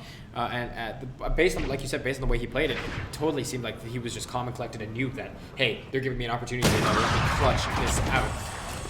And now, 35 though, hoping to swing the tides again, going for an aggressive push, hoping to take down Vaughn first, the person who had posed them so many problems before, takes him out with the nade. Remember, guys, abilities don't get you kills in Valorant. It's all gunplay, as that nade will steal that one away. And now the post plan is here, the full 5 on 3. No flank watch, but no worries, as it's now being set up by J-Boy. Yeah, and this time around, I don't think Cheezers are going to be coming back into this one. Hunter's Fury and the Orbital Strike on deck, plus a 3-player advantage here. Chan should opt to try to save this operator into the next one. Shiny does take down 66 in the process, so I guess that's a good win there for Shiny. But J-Boy is on the hunt here, baits out the shot as well, and so there goes the operator. That's going to go down, so... Fruity 5, some are going to go up 5-2 here. That is going to take away the operator from the side of Cheezers. That is very unfortunate there. Maybe a little bit of nerves, but goes for the early shot with the bait from J-Boy. Maybe J-Boy thought that J-Boy didn't know he was there. That's a good spot. But J-Boy plays it well, finds the kill, and takes away that big gun, and that's going to put Cheezers on another very unfortunate econ as they head into, oh man, this 8th round. But no default now. Watch as the default style has gone away. Fruity 5-some has kind of just said, okay, we could just barrel through their defense, and it kind of works. So here comes the push. We know the Sage can't stop us. The Sage is not slowing us down by any means. Look, they're just running through the slows. The slows have already dissipated. They're on site. They've got U-Haul control. Quiet now. Oh, okay. That is unfortunate. I do think it was a little bit of an overextension from 66. You didn't use utility to clear that section. You used it for the front of your hull, but you might find trouble, and they did. But they did bait over 3 rotations over onto the A site, so now they're going to take the teleporter and head to B, where Royal Phantom is the lone player here, but not aware is J-Boy. But the trade does come through from the side of Fruity 5, some 3-on-3 situation. Shiny's going to try to find the timing, but not the gun advantage that they have. So Silly's going to be able to take out that one, not taking any damage whatsoever as well. And simply nice angle there, takes out Vaughn, unsuspecting. And Fruity 5-some able to secure out that eco round. Yep, Fruity 5-some figuring it out. And yeah, like you said, I think if Mr. 66 didn't die there, that would have just been a A-side plant. Because, like you said, they've got the pistols. The only thing you have to worry about is that right click. So you could have just played like deep U-Haul and wait for the swing from the entrance on CT side, and you're basically guaranteed to win that fight unless they get like this perfect RNG right-click spray, right, all in your body and head. But by pushing up so aggressively, you basically guarantee that the right click does more damage to you. And Mr. 66 losing that position means that it's not worth it to really fight through that because, again, they might take that and right click you again. So the rotate comes through. They still clutch out the round in the end, obviously, with the stronger guns. But just, like you said, something to keep note of. And so I suppose that kind of unstructuredness, going for that aggressive eco could still cost you, right? Because it's not over till it's over. Sage Ball actually finding some value this time around. They're going to know that there's at least one in this C long position as they were trying to shoot down a panel, and it's still up right now. So they know for sure no one's going to be pushing through that choke, and that teleport is going to signify that they're going to be heading towards the other side of the map, and this is going to be very good utility usage coming out from the Brimstone here. Popping that Sky Smoke, and now Mr. 66 wrapping from the other side, catches Royal Phantom and Vaughn as well, and looking for more here. How's he alive? Oh my goodness, finds 3-1 on Heaven, gets shut down by Shiny. Both defenders though on the CT side. No U-Haul control means that Chan gets to push through. Can he find any angles though, because the rest of the attackers are really in deep, but could find one on boxes if he pushes up fast enough, but no, it's being held by Sibylle with the op, and now it's all up to Shiny. Has the res, but no position to make any sort of play with that ultimate. We'll find Silly, but now the rest of the members are just going to wait for the peak, and there it is. Sibylle cleaning it up with another op shot. And now Fruity Fives are definitely looking like they are on a tear here in this attacking half. Yeah, this has been very one-sided. Even in the rounds that choosers have been able to take out, they've been more close than even dominant to Cheezers. So Fruit 5 Summer definitely looking way stronger on this second map with Bind, and Cheezers not so much. Once again, going to be on another eco here. So Fruit 5 Sum probably not going to overthink this round. Not heavy default as much. Maybe just throw down a bird, see long to make sure that no one's pushing down, and then head over and go for a 5-hit somewhere. So Sage Ball being used really early once again, even on this eco here, so that Royal Phantom can get it in this awkward off-angle position. First shot, headshot, nice shot to Silly, and that's going to take down a rifle as well as an ultimate that Silly had. Probably wouldn't have used it on this eco, but has been holding on to it for quite some time now. Things are slowing down after this first pick here, and they're gonna juggle this rifle away so that it can't be picked up and hopefully throw it outside of the map as well. And they look like they might be leaning towards B a little bit, but still no info online for Fruity 5 Some, who are probably just discussing comms where they think they should be hitting. 2 on each site for the side of Cheezers, 3 on the side of A, I believe that is. So B site is the weaker site of the 2, though there is a chamber here with the slow still. Smoke's down. Stim beacon down. It's going to be 2 defenders on the B side. Chan has only a headhunter to his name. That is already going to be Eureka going down. J-Boy will find the next. Chan hits the ground. And now it's all up to the remaining 3 defenders. Again, like you said, on this eco. So the time running out here is not as much of a detriment because guns are not even. You have the clear economic advantage. You have the clear gun advantage. So there's really no worry in just playing it slower. Shiny maybe makes the call to rotate over to long after getting smoked off, but you're on the eco. It's not much you can lose here. And gets pushed out by Mr. 66, leaving only Royal Phantom standing, but not for long. Faces the barrel of the op, and a clean eco round, of course. Losing only 1 member, rather unfortunately, that is going to be Silly going down with a dart in his hands. But still, they keep the Phantom away, like you said, juggle it off. That's what I was going to say. Are they really going to try and take it away? And they do. Make sure that there's no collection there, get the plant down, and leave no one standing.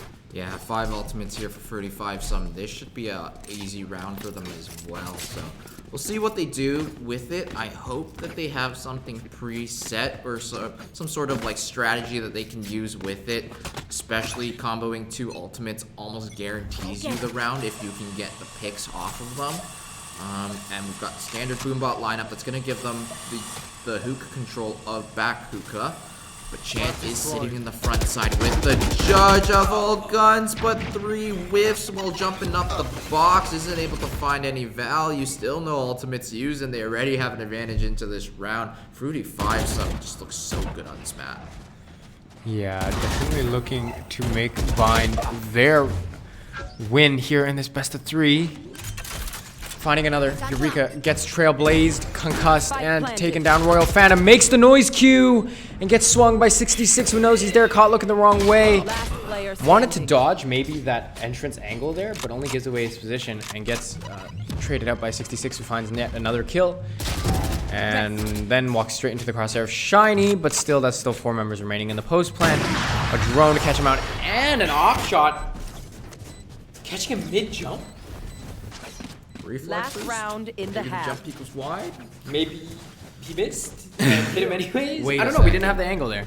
But let's just say it was a good shot, because it was. And another good round for Fruity Fivesome, who are now looking to be heading into this second half with a commanding lead. Simile just threw the operator off of the map, knowing that this is the last round, and just like, I'm just gonna take the to the forest, use a rifle as my secondary. And I mean, that's you only get 5 bullets on the Tilt-A-Force, but it's a lot faster. You regain accuracy a lot quicker, and obviously the rifle as your secondary rather than a pistol means that you can have a lot more of a fun time. Speaking of having a fun time, you know who's not having a fun time? It is, in fact, Royal Phantom, who shoots wide on that showstopper and does not pull out the judge fast enough. Eliciting quite a few giggles here at the studio, but unfortunately that is a very rough position for that put and 66, you can't jump in the slow, so he's just kind of stuck there wasting away his ultimate. The teleport means that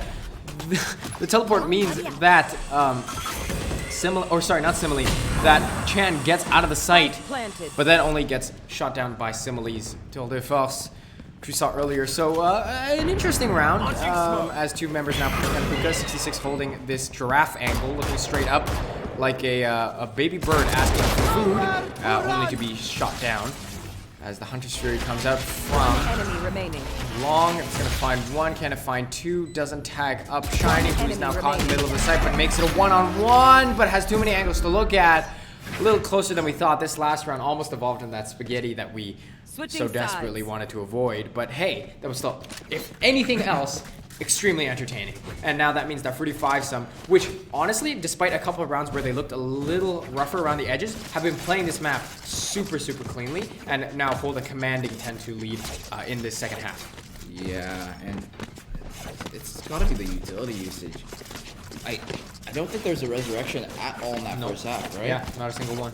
Yeah, so even though Sage just got that really strong ultimate, it does cost 8 points to get to, and even once you get to it, it's not a global ability. You need to walk up to the body. Exactly. We didn't see a lot of wall usage to like take orbs. We didn't see a lot of shower takes to get the orb or like taking shower space. We saw one on long, right? But I'm not sure how many times that was done. And like you said, that also might be because at that point, Fruity Fivesome kind of found like, okay, well, if we just brute force this, we can just make sure that the resurrection is never on the table because it's just too difficult. There's no way for them to find a good resurrection that we can't counter. But yeah, nevertheless, now that the Sage is on the attack, maybe it'll find more use, but they're much more comfortable putting these ultimate orbs on a player like Vaughn, who has not only been showing consistently maybe a lot more gun prowess, but also that orbital strike is just so strong for the post plans. You might even argue more so than the Resurrection, because the Resurrection is good for maybe taking the early trade, fighting one member, right, getting traded out, but then guaranteeing a safe Resurrection to guarantee that the numbers advantage is in your hands. But in the post plans, Resurrection means that you need to both pull out an animation. The player that gets resurrected is vulnerable while being resurrected, right? So would you rather have those ult orbs on a higher utility ultimate like the Orbital Strike? And maybe that means that you shouldn't have picked the Sage in the first place, but maybe Cheezers has a strat for it in the second half, but they've got to make it happen soon because they're only 2 rounds away from match point. And now that the spike is already down in this first pistol round, you know, it's now down to just, well, technically it's Fruity Fivesome on the back foot, but still, they've got a lot of rounds they've got to burn. Yeah. Oh, Simile, nice shot on Chan, jumping across Hookah. That was a very clean one tap there, but 5 HP left, and I think they're just gonna go for the exits here. Shiny does get Simile here, and just Chonk Master left. Royal Phantom cleaning that one up. Cheezers getting another round onto the board, 3-10 now, and Hopefully they can convert this SMG round. I would advise them to try and have one player not buy a gun here and try to get a rifle in the following round, just because you're not just playing for this one round anymore. You're playing for the rest of the game. Every round matters, and if they get 11, it's going to be hard to claw back into it. But it doesn't look like they're going to be opting for that, as they have a Bulldog and 4 Spectres going into this round. I've always wondered, when you have 8 or 7 rounds to burn through, if you just force on 2 as the losing team and just even it out and see what happens. I'm not sure how competitively viable that is, but I always thought it would be interesting to see if what happens. I'm not sure if you've seen it before, if the losing team on pistol forces the Spectres with this commanding lead and then just evens out the economy for the following rounds. But either way, I do believe that Fruity Five is a lot more comfortable on the bonus and having the rifles in their hands. Yeah, and there's the stage that we were talking about. If you can't make it happen on defense, maybe you happen on the offense. But the wall's already going down. It's getting knifed. And there's a person on flank in Mr. 66. It's going to get watched, of course, but this could be risky. But finds 1, finds 2. Quick headshots and body. Good shots from Eureka. Yeah, this is going to be a rough defuse retake from the side of Fruity Five. I really like how they put this one out. But this incendiary is huge. They're going to have to run through if they want to cancel out the defuse. But Vaughn does it with the running gun. Spectre nerfed, by the way. And yeah, Jesus. Makes up for his own mistake. Yeah. Bounces it off the doorway, but ultimately in the end says, okay, my bad, guys. Here, let me just do this. Runs around the corner, picks up 2, 3 kills, couple of free kills. And, of course, it is the bye round, right? On the second round, after pistol win. Now is the round where you might, if you were cheesers, try to pull something weird out of your head. Because this is the round that you're at the gun disadvantage, and this puts you at 11. So you're obviously, you don't want to tank your economy, because if you're already not favored in this round, so you don't want to upgrade your guns. So maybe you have to pull out something funky to try and win this round, because if not, you're put at 11, and then you put it all on the gun round, which Fruity Five has shown to be kind of more in the mojo with right now in this map. Assembly just doing some dancing mid-tube, vibing out, trying to check out what's happening, but it's going to be the slow default. Both these teams playing this structured slow default on the attack side of this map, but they don't have any information towards A. So nobody can rotate off of A just yet from Fruity Five, and they're going to try to walk to contact. I hope they try to walk into this site, but they missed their timing. Guiding light, perfect timing from Chonkmaster. It's going to inform them that there's at least one towards this position. So now that the recon dart's being used, they know there's at least 2. Simli's going to find the first one to roll. Phantom, second one onto Chan. This is going to throw off the execute, and Cheesers are falling apart. Vaughn is going to try to defend the spike plant here. Does win out against Simile, but good damage coming out. Gets the headshot as well, and 66 able to take down both of the last 2 players and put Fruity Five into this 11-4. And if you're a Cheesers, you might be thinking what map you're heading to next now. Yeah, 4-11. You're going to be put now on even guns, obviously. And this, I say this a lot, this is the round to watch out for, but Simile seems to want to guarantee match point, because like obviously he doesn't have as much money to put onto this put onto a rifle, but you could make the argument that he's just using the ult because of the eco, but I definitely think that the Tilde Force is much stronger than maybe something like the Spectre right now, because we see J-Boy going for the buy there on the Spectre and nothing else to buy, and Simile definitely wants that ult to definitely find picks. It's just rough. It's just rough.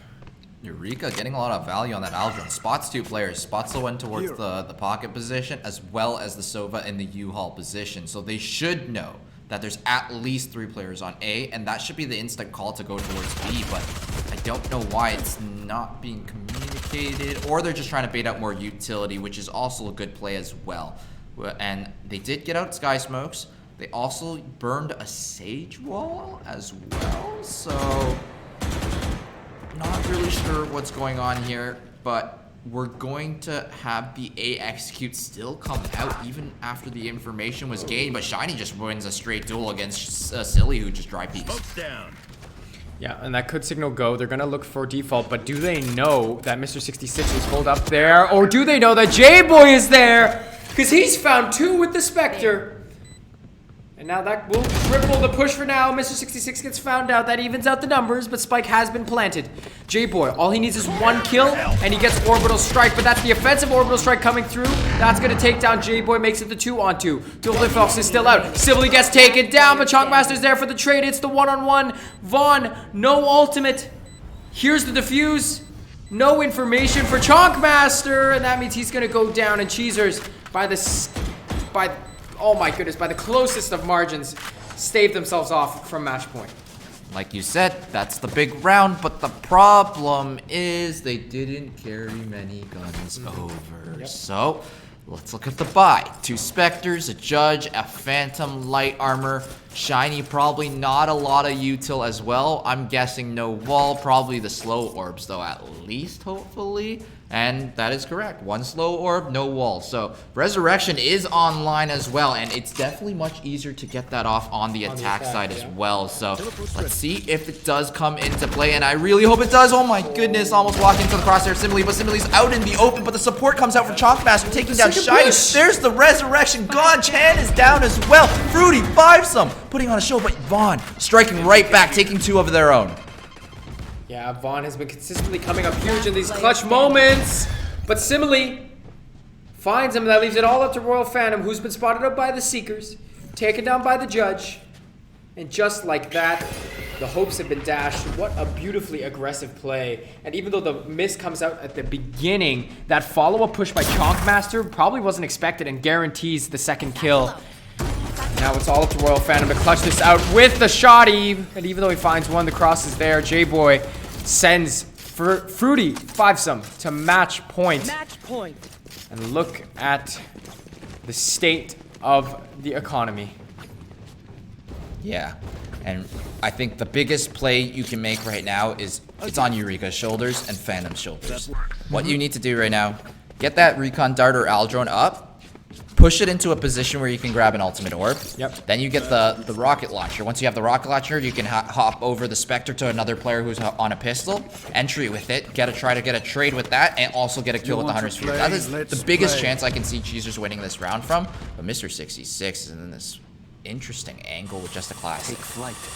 Yeah, I mean, you've got some post-plant ults, you've got Dueliffox, you've got Hunter's Fury, but those require a specific place for the plant as well, and this Orbital Strike will stop the hookah push for now. 66 goes to the teleporter, but only a classic to his name, like you said. Dueliffox is out already, finds the first pick on a J-Boy. He's gonna let them push on a site. No showstopper yet, though, as, oh my gosh, a full blind on Chan means he gets taken down. Silly finds a pistol kill Dion.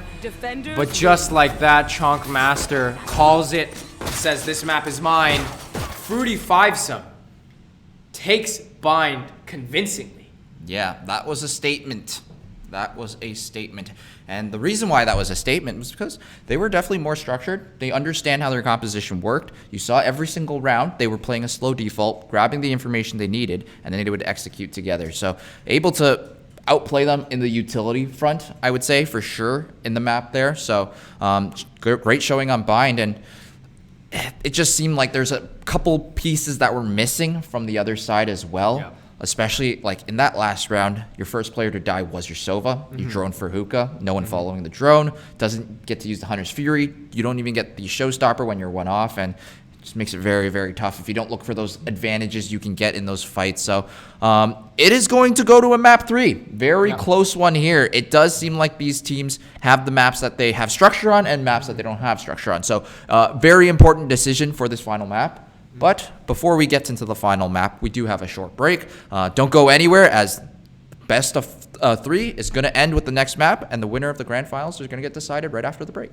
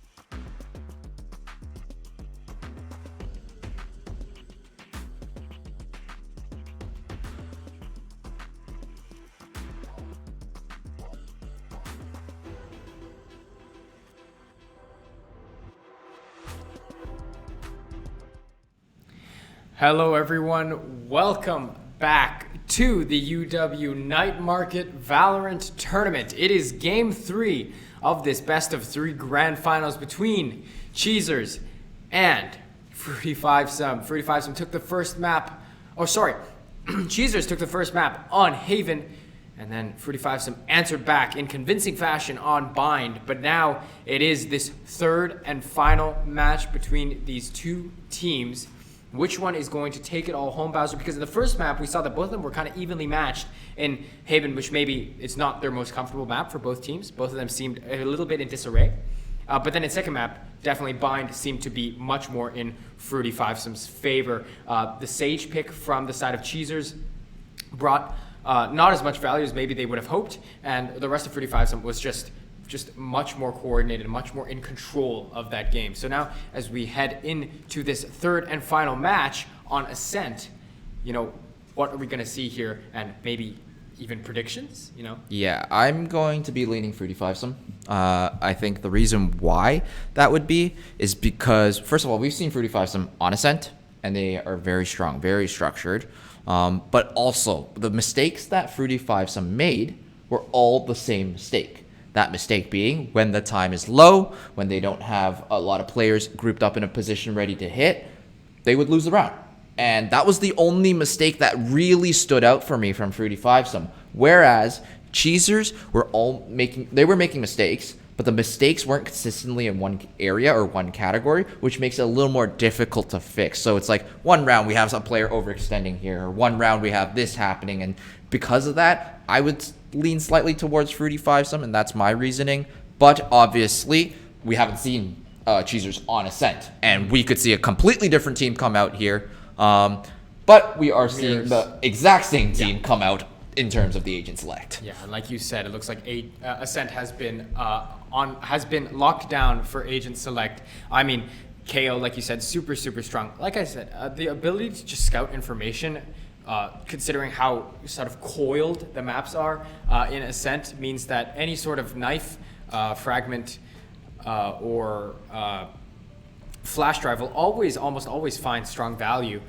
Chamber, of course, Choose again, your still tearing agent. it up. And yeah, mirror matchups most likely.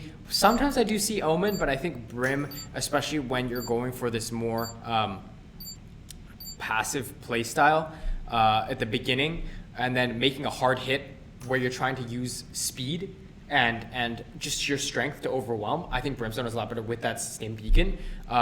Whereas Omen, I suppose, like on the slower takes where there's a lot more deception, and maybe where you want to hit different sites from far away, and maybe sow confusion with those longer range smokes. There's a bit more strength there, especially on the defense. You can cover smokes from farther away on with Omen. But I think Brimstone has definitely shown that he has, for the teams that maybe want to play a lot more together, he is the agent to go to. Yeah, so as the teams are loading in here, we're going to see teams probably group up towards the B side of things. It does seem like pistols generally happen on that side of the map. And I'm interested to see what's going to happen between those two teams here. We do have a little bit of a mistake on the production side right now. Just the names of the teams are going to be fixed very shortly, so just hold tight there. And we do have the finals right now on the third map, so just give that a second. It'll be fixed momentarily. But as the game begins here, it does look like we're going to have an A fake before we transition into this B hit. Yeah, there's going to be one member there for the side of, I do believe that is Fruity Five Some. That's Chonkmaster chilling around that A side, makes the full rotate back to B. And again, it's pistols, so numbers mean a lot more than anything. So there's not as much of a gun disadvantage, I suppose. Shiny throws out that 0 point out mid, catches nobody, but they're still playing it slow. That is still Fruity Five Some taking their time here. And now here comes the execute, opens up with J-Boy, finding Doppelganger onto Chan, takes him down. Royal Phantom finds the trade though, but they're already on site. Door is getting closed, Spike is getting planted, and this is going to be the full 4-on-4 retake. Yeah, and the Sky Smoke's going to stall a little bit of time, simply playing in this close angle not able to find anything just yet, but here comes the push through, takes down Eureka as well as Royal Phantom. Fruity Fivesome closing out the pistol, good post plant positioning to close that one out.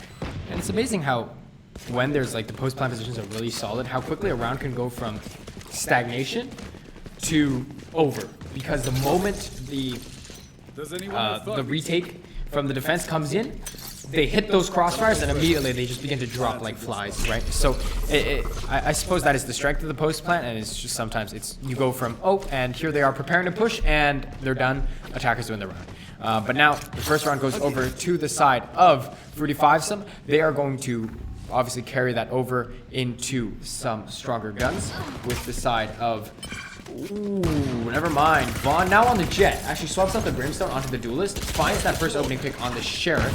We're going to put Chan on the Brimstone now, actually, which I didn't notice. I'm going to talk about now. Because Royal Phantom is actually now off the Duelist as well. Anyhow, pushing forward is Chonk Master. He has found all of these kills now. 3 running onto the back of sight. That is going to leave him with 30 bullets, 72 health, but plenty of kills on the scoreboard. And in a position in hell, ready to look for anything that's dropping out of him. And he's going to coordinate. No, doesn't even need to throw the flash. Silly just peeks around the corner. He's going to be able to find the kill. Yeah, and bear with us here. We're having a little bit of issues with the stream, just some FPS problems.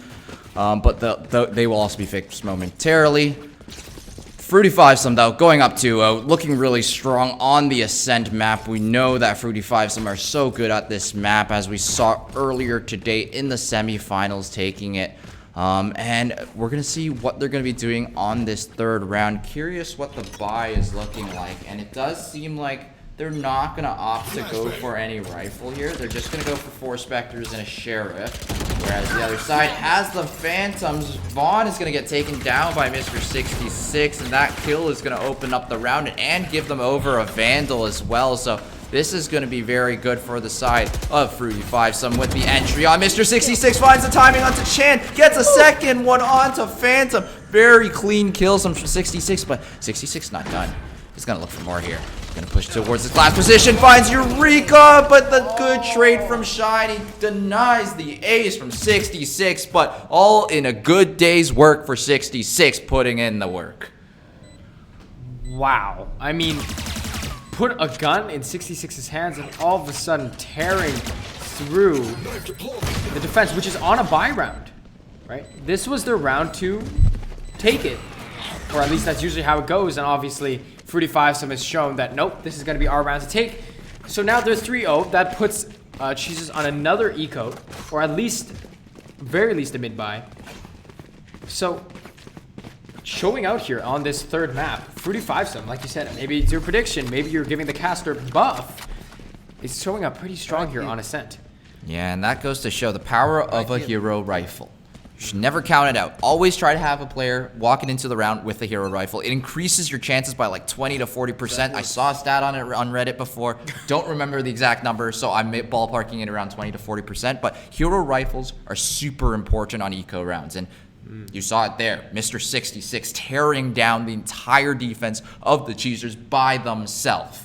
And that's why you don't dry peek aiming by yourself. Yeah. Hand it over and you lose it. Similarly, though, opening up this round this time around instead of 66, and shows that the depth of the team is not just Mr. 66. The Duelist can open things up, but Chamber can as well, and Shiny taking down a 1 HP as well. Yeah, how is he alive? Wall But the bang? spike's going to go down on B, and this is going to be a very tough retake for Cheesers. Yep. I mean, 5-on-4, but the guns are not on their side, and they've still got a flank watch through mid, watching for that mid to market on a B, and just like that, the swing from J-Boy finds another 2. Vaughn could look for a gun, but Simile's faster with the Sheriff. Yeah, Simile, Says nice no, movement sir. there. Yeah, strafed out of the shots, pulled out the Sheriff, and got the kill. Simile starting out this map strong as well, 6-0.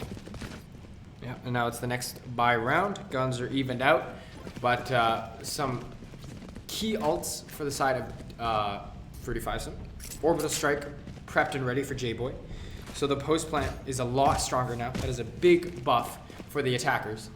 So gonna see if moving forward they can use that to great effect. And I think looking at the ultimates now, we're not even that far off from a Tour de Force as well. And a null command from Chonkmaster. Whereas on the side of Cheezers, not as much of those defensive side ults, right? Still 3 off for Chan from the Orbital Strike, 2 off for Shiny for his, and the only one close is Vaughn, but even then Vaughn using that knives on the defense on a non-eco round, you know, that's only spelling trouble for you future if you don't take that. Now Mr. 6 dashing on the site, clears out back, Jenny clears out sight, no, with some help of Simile. Shiny though did take down Chonkmaster, but he's gonna get recalibrated most likely. Yep, back up he goes. That is the strength of KO ult, I suppose, especially when the rest of your team is so coordinated right now, making sure that you can get that revive off, no worries. And again, just another almost impossible looking retake. Eureka though does sneak in a kill there onto Simile. Now playing this door side angle. But 2 players off site. Yep, they're definitely looking to play for this orbital strike. And another on flank watch. So overall, it is looking to be still pretty strong, but Cheezers, don't count them out. They're still finding some frags on site. They were able to take out Silly in the hell position, but there is the orbital strike still on the line. There it is going to be used by J-Boy. J-Boy should know that Eureka is approaching, and there it is. The orbital strike finishing out the last kill onto Royal Phantom. Very good usage of it. Is going to take Fruity Fisum into a 5-0, and they still have ultimates coming into this next round. Tour de Force. They've got the Blade Storm if necessary, and I think someone else might be one off. It is Silly with the Hunter's Fury one off as well, so they're going to be looking to secure that. But on the other side of the table, there are ultimates as well, and this would be a very good round for them to use it. The Eco round with the Blade Storm and the Tour de Force means that you can probably force up some guns here and support those players with the better weaponry to try to put the first one on the board for your team here. Nevertheless, considering the way the ults are stacking up right now, there's so much safety, even if the round lost, even in the round lost for Fruity Fisum, just the way the eco racks out, the amount of eco coverage they have.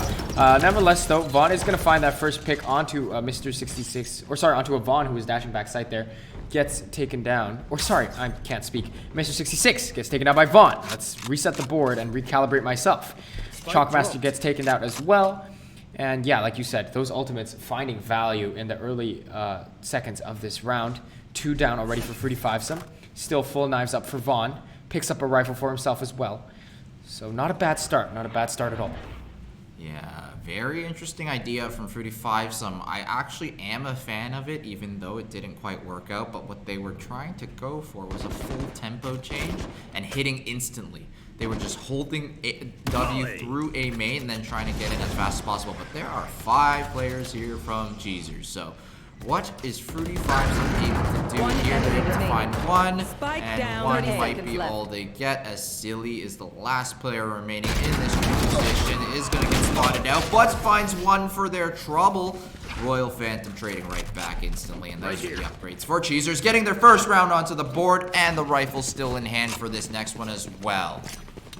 Yeah, and for this one, obviously a lot of micro plays that kind of led to the slow fall. 2 members getting picked off early from the side of Fruity Fisum. Will this happen again? Will this sort of round happen again? I mean, you could say that the engage was sort of cut off there on A. That was just 2 members dying on their own, isolated. Will Fruity Fisum let that happen again? I'm not sure, because like I said, they have still a strong economic backbone. They still have good ults. Hunter's Fury denied post plant, but now it looks like they definitely are playing a little slower. Royal Phantom will open up with the Hunter's Fury onto tiles, but not going to find any value. That's 1 ult down. Yeah. It's a very interesting idea to try to go for the recon dart into the Hunter's Fury, but one ping makes it very, very difficult to try to get that ultimate, because if you don't hit the first one, it's going to be very tough to get the following. So generally, it's a little bit better to use it off of the Aldrone, because you get 3 pings off the Aldrone, and I think the pings even last a little bit longer. Nonetheless, ultimate was already used. Fruity Fisum, though, still has their Hunter's Fury, Tour de Force, Blade Storm, you name it, they probably have it. So they'll be waiting out a little bit in this B main area. I really like this, but I hope they hit before the 20-second mark, because we know something about Fruity Fisum, and not much time left on the table. Yeah. Now here come the smokes, so this could signal to execute recon dart. Tags it up, but 66 dashes through. Still gets spotted, though, gets wall banged by Chan. Chan gets traded out in return. Now that's both B defenders already down. It's the 4-on-3 post plant. Simile hiding in B main. But the defensive null command is going to come through. Eureka, though, gets spotted out by Simile, who gets taken down and takes down another. Could find a third, but gets stopped by Yon. But no worries, because Chonkmaster is there to secure the trade. There's going to be 3 kills for Simile again in this main position, just proving to be very strong for these chambers. Yeah, Simile has his protocols down. Simile knows. All right, we've taken B main. I know what I'm doing. I got my slow to watch my flank. Then I'm gonna hide in this one corner that I play every single time, and I'm gonna kill 3. It's just so simple. I already know how many I'm killing as well, because like I play this round, I play this situation round after round, and it's those protocols. Once you have that structure set up, and people know, okay, this is my position, this is where I'm going, and if they don't know how to deal with it, right, I'm not changing. Because if you don't adapt to what I'm doing, why do I need to make counterplay? So.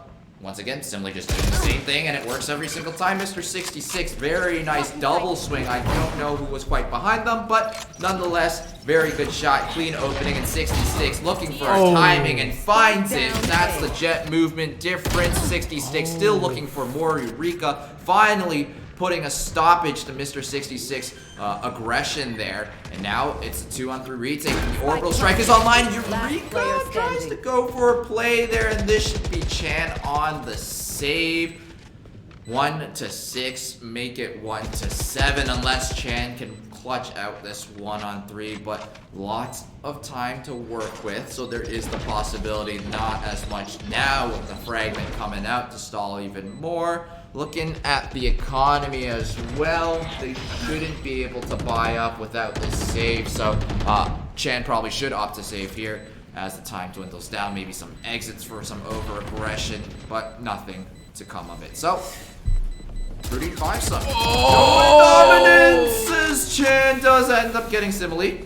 Simile just running around with the knife out, not expecting Chan to be waiting for the exits there, and J-Boy finishes out Chan, so no gun saved over to the next round, but it does look like they're still able to buy, even though a couple players probably on low utility or low weaponry, so Chan himself isn't able to buy. That round was just poor communication, I think, from the side of Cheezers. Mr. 66 dashed in there, got a bunch of Jenny, gets Heaven, finds the first frag, but then after finding the first frag, you should say, hey, he's there, because they still had, I do believe it was Shiny, watching from door.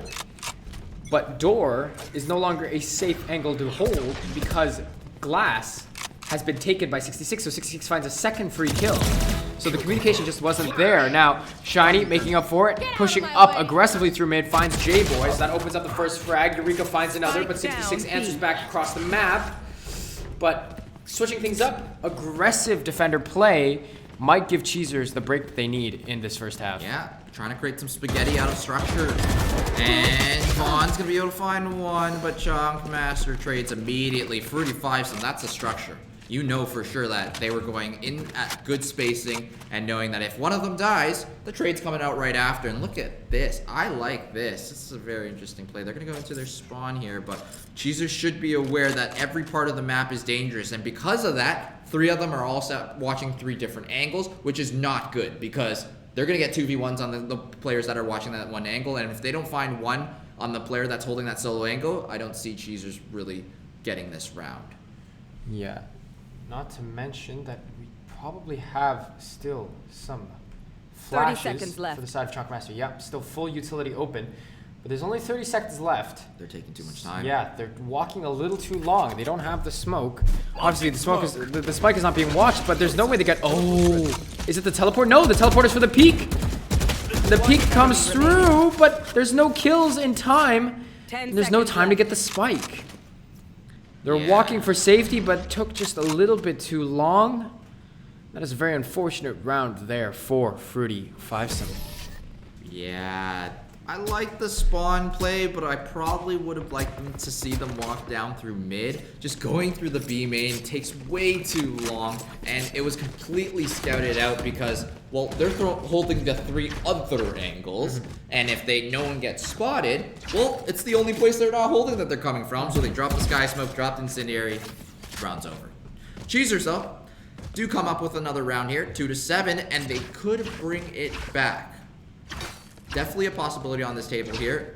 one ultimate to work with. It is the Orbital Strike, a high impact ultimate, and a couple close as well. So there's more A main aggression here, and Vaughn this time winning out the A main fight, able to take down one. A dink coming out from both sides. Two players very low. Eureka, they're still fighting it out, and duking it. No utility, just gunplay coming out. The stabilizing of the core is out as well. But the Orbital Strike, this should do a lot of damage. And that is still going to be good poke damage. That gets all of the team members quite low. Mr. 66 though, he is gonna find Royal Phantom. Silly's gonna find Shiny. Trades out across the board though. 3-2. Fruity Fivesome still has numbers, and they're gonna get the spike plant down. But that's all of them on site. Chan's gonna try to bounce off this molly, but look at Mr. 66 position here. So good. And again, they're not watching. And now that means Chan is just in such a hard place. Almost isolates both fights, but this long swing is good. Simile closes out that round. Now 8-2. Still looking quite strong. Fruity Fivesome not showing the cracks that badly yet. Jesus, just they need to get this read on 66. Yeah. Every single time 66 finds an opening, 66 is going deeper for more. Yeah. They're gonna keep going. Find the first kill, I'm in your spawn. Find the next kill, I'm on the other side of the map. Find that kill, go back to their spawn. It's everywhere. Mr. 66 is going. If there's space, he's taking it. So Yeah. they've got to start expecting these fast timings coming out from 66, and hopefully Choosers can keep this one competitive as this is their last chance to try to bring it close. 66 almost getting picked by the off, but living by the skin of their teeth. Then there's the first Hunter's Fury kill of the day, I believe. 66 also finding another one. 3v5. Trades are good here. And Fruity Fivesome, I don't see. Oh, dumb. Want to say it too soon as Royal Phantom finds two headshots. The incendiary isn't that good, but he walks right into it, and J-Boy getting the sound cue is going to be able to clean up Royal Phantom for Fruity Fivesome to get up to a 9-2. 10-2 is not a place you want to be. 10-2, if you lose the pistol round, you're forced to buy. I mean, like, it's so rough. And that last round, like you said, Tour de Force, they had Bladestorm, but they played it super aggressively, yes, but they didn't find any value out of it. They get picked off by a Hunter's Fury. And that means once you're in the numbers advantage, you're already losing these site executes. The full force of Fruity Fivesome is not something that you're able to fight. You've shown consistently that you're not able, whether through communication or just gun skill, you're not able to contest it. Maybe you should start playing the off-site 5-on-5 retake. But there's just the little things that start compounding. For example, well, here it's not checking on, but that's from the side of Fruity Fivesome. And that does cost them the left side on switch. This execute not working as much, but that's also because I do believe that 66 was not able to get fully on site there and wreak havoc like he usually does. But Hunter's Fury, to close up this first half, how is the second going to go? You stave yourself off from 10, so now you want to at least win the first pistol round, guarantee second, and then try and maybe start figuring out where you go. At least you're not at 10 yet. At least you're not at double digits. Yeah, in situations like this, it's always, you don't think too far in the future. You need to think one round at a time. Because if you start trying to think about future things and you don't make the thing happen now, the thing that happens now needs to happen now. Because if it doesn't, then you're in a bad position. So this is the round that's very important, and they need to be focused on this one. You want to carry as many guns over, you want to live with as many players as possible, and you need to start building an economy and figuring out where the pieces are for Fruity Fivesome. Because if you can't figure it out now, you won't be able to get to it later. Now this open yawn. Ooh, Simile, again, so much safety. Instantly backs out with that rendezvous. Gonna rotate now over to A side. Hold out Heaven as mid control is fully... Oh my goodness, the recon dart still spots out at least 2 or 3. That is gonna be pot shots being taken by J-Boy down mid. He's gonna look for that mid peak. Actually, I don't know how much information that actually gives. Like how deep does that angle get you, that jump? Because they're playing close mid, I suppose that information could be deceptive, especially because you don't have a trademark there, deep as well. But either way, that is going to be Cheezers pushing up. They're going to hear the drone. They're going to see the knife. So it looks like the BX is going to be here. Now it's all up to Silly with this frenzy. Misses the shots on the initial push, even though they were flashed. Vaughn, though, gets taken down by J-Boy. Silly now doing work at the frenzy. Still on site. Shiny has to push through. Shooting smokes. Can't find the connections. And they're all dropping one by one. Royal Phantom, last one to make it on site. 1-on-4. They're just running at him.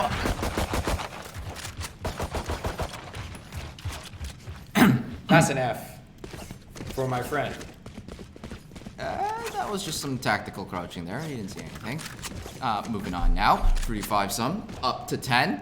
Cheesers still at 3 here. And not being able to win out that pistol is a very tough situation. Yeah. That's a rough one. Yeah. So if you're Cheesers, try to keep it together. Like don't start slipping. But this is such an awful position to be in because you're guaranteed 11. And then even if you lose, ooh, look at this aggressive play. They want to make it quick. Fruity Fivesome wants this bread, and they are going to almost find it. The last one being Shiny, but now that kill reveals his position. And it's going to be the slow fall. Finds another though, so don't count him out yet. This would be a clutch of If the you can get century. it. Yeah. Shiny. 74 HP. Singularity Sheriff. The blue and yellow variant. No spike though. Okay, no spike. Doing the spawn run as well. It's going to take around 30 to 40 seconds roughly to get to the spike maybe. So you got another 20 seconds to work with once you grab it. And if you walk all the way, maybe it takes a little bit longer. The tree path is a little bit faster as well. So hopefully they can get there in time. And that also means the null command should come online. Uses it instantly. Silly should know. Oh no. Does the time work out? And it doesn't. Shiny spotted out by Silly there, and Silly gonna bring Fruity Fivesome to an 11-3. 11-3 on the bottom. 11-3 on the bonus. So hopefully 11-4. And then not only do you have to win this round convincingly, you need to not lose members. Whether you win or lose, you cannot lose as many members as you like. And that sounds counterintuitive because if you lose the round, that probably means you're losing members anyways. But even if you win the round, you cannot lose members because Fruity Fivesome might then just use that against you, and any loss gets you a match. Yeah, So right now, have to play it smart, but have to play it well. And sometimes those two just can't always add up. Simile finds the first pick and already not looking good. Yawn goes down. And that is a gun. Down already. Well, now what? Now they're gonna find a pick here, and they are able to find it. Shiny gets it right back. Royal Phantom gets one as well. And this is exactly what you need to get back into the round. That whiff on market, a little bit tough. Shiny now down to 33 HP. It's still a situation where you have a numbers advantage. You probably want to use Shiny as bait here to get information and then just go for the trade kill off of it. Chan, though, finds a timing maybe not expected by Chonk Master, and Chan wins out. Fruity Fivesome, only 2 left now. Play the numbers game. Put 4 together in one position and go all together here. Instead, they're going to go for the 2-2 split. It's still a decent timing, but the spike is the only player not able to make it, but the trade does come through. As long as the trade comes through, you're okay in those numbers situations. Spike should go down. J-Boy should has no business winning this round with only 2 Sky Smokes, and they know where he is now. Eureka, very nice. Jiggle Peek doesn't die for it. Spectre only on J-Boy. Gonna get spotted out by the trademark as well, so full information. No chance J-Boy wins this. I mean, I'm a gambling man. Never mind, I'm not. I would have lost money. That is a very nice Spectre skin. That's what that's the only thing that was running through my head. I'm not gonna lie, because that Spectre skin looks very nice. I like the circular barrel. It looks very cool. Anyhow, I think that round was a little... I think maybe they were playing aggressively to try to take as many guns off of Cheezers as possible. Fruity Fivesome, for some reason, was holding this really aggressive angle in B main. I'm not sure why it was. Fruity Fivesome now has an op. Silly has an Odin. First one we've seen. This peak could spell danger. Oh my god, what is this position for Mr. 66? They have to know, right? There's no way they don't know. check this. They know. But it doesn't tag him. Neither tags him. Oh, but he still goes down anyways. Okay. And you opted into the op as well, and it's on B site. You have rounds to burn through, so it's not over by any means. This is a very interesting play from Fruity Five Some. They're going to close the door, pass on back through. But now that they're rotating, if they peek into the op, look at this aggressive position the op is taken. If they peek into the op in any capacity, that could be dangerous. That could be very, very dangerous. And look at this. Here it comes. Yeah, and that. Oh, he's walking forward. Oh, no. Misses the shot. And now there's no teleport. So if he misses this shot, there's a very good chance he gets traded off. But no. But that's just the KO. So he's going to get recalibrated. Has to back off again. CT is smoked off. Nowhere to go. But the Odin! Oh, my goodness. Survives though, as through the orbital strike, the attackers still make it through, but now they have to pop flash out of this main choke. 3 seconds. Have to push through all this utility, but if they could just delay time, the Odin. Oh, the Odin is 4. Can you make it an ace? An ace to take it to match point. That was kind of silly. Match point. Oh, I see what you did. I don't think Silly saw 2 people that round and got an ace, right? Oh dear. Silly saw 2 people that round and got an ace. That is a very hard smoke spray to do, first of all. Because how smokes work when you're doing the spray smokes is the players that are generally farther from the smoke have less angles to worry about when spraying through it, whereas the player that's in the smoke has to worry about a wider range of angles. But Silly commits to 1, finds 2 kills, or 3 kills through the smoke, and then 2 as well on top afterwards, catching the last 2. Now look at very this. aggressive positioning here. They want to do the same aggressive play, but this time around, only getting 1 for their trouble. 66, damaged up a little bit, battle scarred, but still alive to fight for another duel. And Fruity Five Some, numbers advantage, 12-4. This could be it. 1:13 to play. They're going to go for another aggressive play down the catwalk. 66 is sneaking over tiptoe through the garden. Simile posted up to support him. The flash should be good. Shiny gets 1 onto Mr. 66. Good kill, good awareness. But it was the low player, so it wasn't that much damage to Fruity Five Some. Simile knows that the A-site hit's probably coming through. Sky Smoke's being dropped both in the cap position. The peek through the Sky Smoke on Heaven's not going to find any value. Chonkmaster sneaking out. I don't know if they know about Chonkmaster. He could have a timing here. Good fragment as well. Is going to get 1 player stuck in the corner. I don't know if Chonkmaster is aware of it though.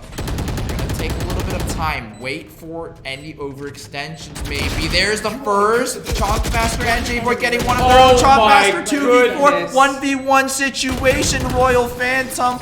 But the clutch is there for Royal as J-Boy doesn't figure out the timing. Just underneath the toes there. Royal Phantom clutches that one out and serves it off. There's another round for them. Another chance to come back into this game. Yeah, and now the economy isn't great, but they've got 2 ults to work with. No Tour de Force, but they've got the Blade Storm for the side of Fruity Five Some. That round that they had a crossfire set up on Hell, but that one's a really hard one to maintain because any swing from door basically nullifies that on Jenny, and any peek from main does as well. But I just think that it seemed like Shiny was looking the wrong way there on the drop when the swing came out from the side of Chonkmaster.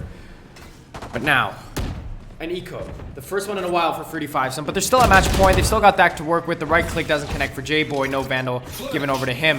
Shiny gonna flash out. Oh, but could get swung wide with a Frenzy, and that's gonna be a Spectre at least. That is a gun. A gun that you have to watch out for. Eureka full flashed. Swapping over to Chan though, who finds a kill on 66. Still 3-on-4. Hectic chaos in this round so far. Nerd Series online, don't get tagged by the Aldrone. Huge orbital strike. Silly's gonna go down to that one. Damage as well. And Cheezers showing signs of life. A very dominant round there, though it was an eco coming out from the Fruity Five Some. So now, back on the gun round, and you have 3 ultimates for Cheezers. You have post plant with Hunter's Fury. You have a certain type of post plant with Tour de Force. But I mean, if you look at the side of Fruity Five Some as well, they have null command, and that can basically solo halt any sort of push. You can solo halt the Tour de Force. They're going to respond with the Tour de Force of their own, and if that suppress hits anyone, it could potentially find. Oh my goodness! And look at this open. Look at this open. Silly already got one. Royal Phantom down already. 4v5 once more. And any suppress could take away Eureka's gun. And that is the only gun that he has. He doesn't have a rifle. He has to pick one up if he wants to trade it over. Do they know that there's a player already pushed way deep into main? They're getting pincered here. Look at this position from Simile. Oh my goodness me. There's a trap being set. All set up. Teleport's ready. And oh, he gives up the angle for the briefest moment, but he finds the kill anyways. And he's just gonna hold it again. And now if they rotate Chonkmaster over to main, they could find it. Oh, but they give an opening to Eureka. Is it gonna be the Tour de Force versus Tour de Force? It very well could be. Jump peek it, please. Oh my god, What? double whiff coming out from both sides of the chambers. Nerves there from both players. Not able to connect it. 34 seconds remaining, still boxed in this A 30 main seconds position, but similarly thinks that they could have gone up mid, but J-Boy lurking in wine. They don't expect this. There's no way they expect it. Launching smoke. Exactly. They're not looking. They're not look. Oh! Eureka had the peace of mind. That is one player down. 2 on 2. They know Simile's on the flank. He's got the Vandal. Still has the Tour de Force. Has to play together with Chonkmaster, who has the null command. There it is. That's popped. Going on to site now. 0 point as well. Spots one. They know one's main. Do they know where the other is, though? Because they have this kind of semi-crossfire. It doesn't bounce. Can he start the defuse from here? Yes, he can. That's going to force the Hell player to swing out. That's going to be... Chan pushes up, but Eureka finds the 4K. He could be the ace to save it, but the jump peek goes wide. Eureka has the shot. That is another ace in this third match, in this best of 3. It goes on. They hold on for another round. Cheezer's now 3 in a row. Fruity fivesome. Maybe losing their grip a little bit, but it's always the looming threat of match point. 5 more rounds in a row you have to win. If you are Cheezers, can you hold on for that long? A mid buy here, looking to play off of this one Vandal on Simile. Fruity fivesome. If they went off of this, that would be just heartbreak. Simile pushes up forward, finds one frag already. The hero rifle. They're gonna look to maybe trade it. They don't want to give this rifle over, maybe. Deploying Here comes the Owl drone. Close corners judge. Are they going to be able to spot it? Is he going to look right? Yep, gets destroyed by the judge. Shots to prevent any peek. Mid control coming out as well now. Cheezers down Right a player. Also, match point, game point, everything point right now. So they have to figure out what they can do here. They aren't out of it just yet. They still have 3 ultimates and the gun advantage. So they should try to invest at least the null command or the Hunter's Fury into this round here. 40 seconds to go. And there's not much map still for the side of Cheezers, and it looks like Fruity fivesome are getting adventurous. Royal Phantom not letting them take this gun away. Are they aware there's a second player close by? It's Mr. 66 with the judge. No! Oh, Vaughn so with close. the nice protection. The KO's just running out there with the null command, so even if the KO dies, the stabilizing will probably happen right after, and so not dying to the judge is also a plus there as well. J-Boy's gonna find Royal Phantom in the Simile spot. Oh, that gets the orbital strike. Oh, man. Oh, if that fight was won there, J-Boy might have pulled the trigger on that ult, but instead gonna hold it off, knowing that it's all up to the gunplay now. There's no point trying to spend that ult. Gonna get suppressed. Has to push out here into this counter. Oh, yep, there it is, the counter swing. We're getting closer. Still getting closer. But still the inevitability of match point. It's just looms over you. It's like a cloud, and look at that. An op on Simile. And an op on Eureka. Yeah. We don't want him to say anything and jinx anything, so we're gonna keep watching round by round, but keep note of the score on the top of the board. Guns on all the players now. Operators on both the chambers. Phantoms and Vandals only. No Odin for the B main spam. It's going to be a tight one, but the Orbital Strike versus the Hunter's Fury as well. Both ultimates with big potential to swing the round in the favor of the user. Shiny and the Aldrone making their way through mid. There's the Hunter's Fury coming out. The Aldrone hits the tag. He finds the first one, doesn't get the second, and so doesn't connect the third. So that's the Hunter's Fury off of the table. Orbital Strike still online here. 1 minute. Simile playing this good operator angle, whiffs the shot. I don't know if there's a wall bang there. It might have been, but the reposition is good as well. Oh, Mr. 66 comes up huge. 3 kills there. Fruity 5-some. 5v2 situation in this grand finals. Last match. Simile another whiff, and they're bringing it back. Cheezers taking down 2. They're going to get to the site. There's still a player here. J-Boy, I think that is, hiding there. Strike. The timing is good for Royal Phantom. The Orbital Strike eliminated from this round. Recon Dart is perfect. The scan doesn't go through, though. A counter recon dart to stall out the push. 27 seconds remaining. The plant is going to try to go down here. 23 seconds now. Phantom catching Silly out with the shock dart. 1v2 situation. The mind games. Oh, the timing. Oh, the timing. No one's watching heaven. No one's watching heaven. That's one, but does he know where the other is? No, he has to check every angle. Oh my goodness. Oh my goodness. Chunk Master plays the map beautifully. The positions are not there for the Cheezers. And that means the Fruity 5-some. They are your night market Valorant tournament champions. GG, well played. They made it so close. Both teams, Cheezers and Fruity 5-some in this best of 3. First map, huge overtime. Second map, Fruity 5-some showing us what they've got in the second map, taking it home all the way. But Cheezers definitely putting up a fight there. But in the end, unable to overcome Fruity 5-some here, topping the leaderboard quite a strong showing. And that means they are going to take home this tournament. Man, Bowser, I mean, there were so many moments just like holding our heads in our hands and just like going, what just happened on the screen? Because there were just so many moments. 2 aces, a bunch of strange clutches, utterly absurd plays. But I suppose that is the joy of Valorant, and that's why we love casting it for you guys so much.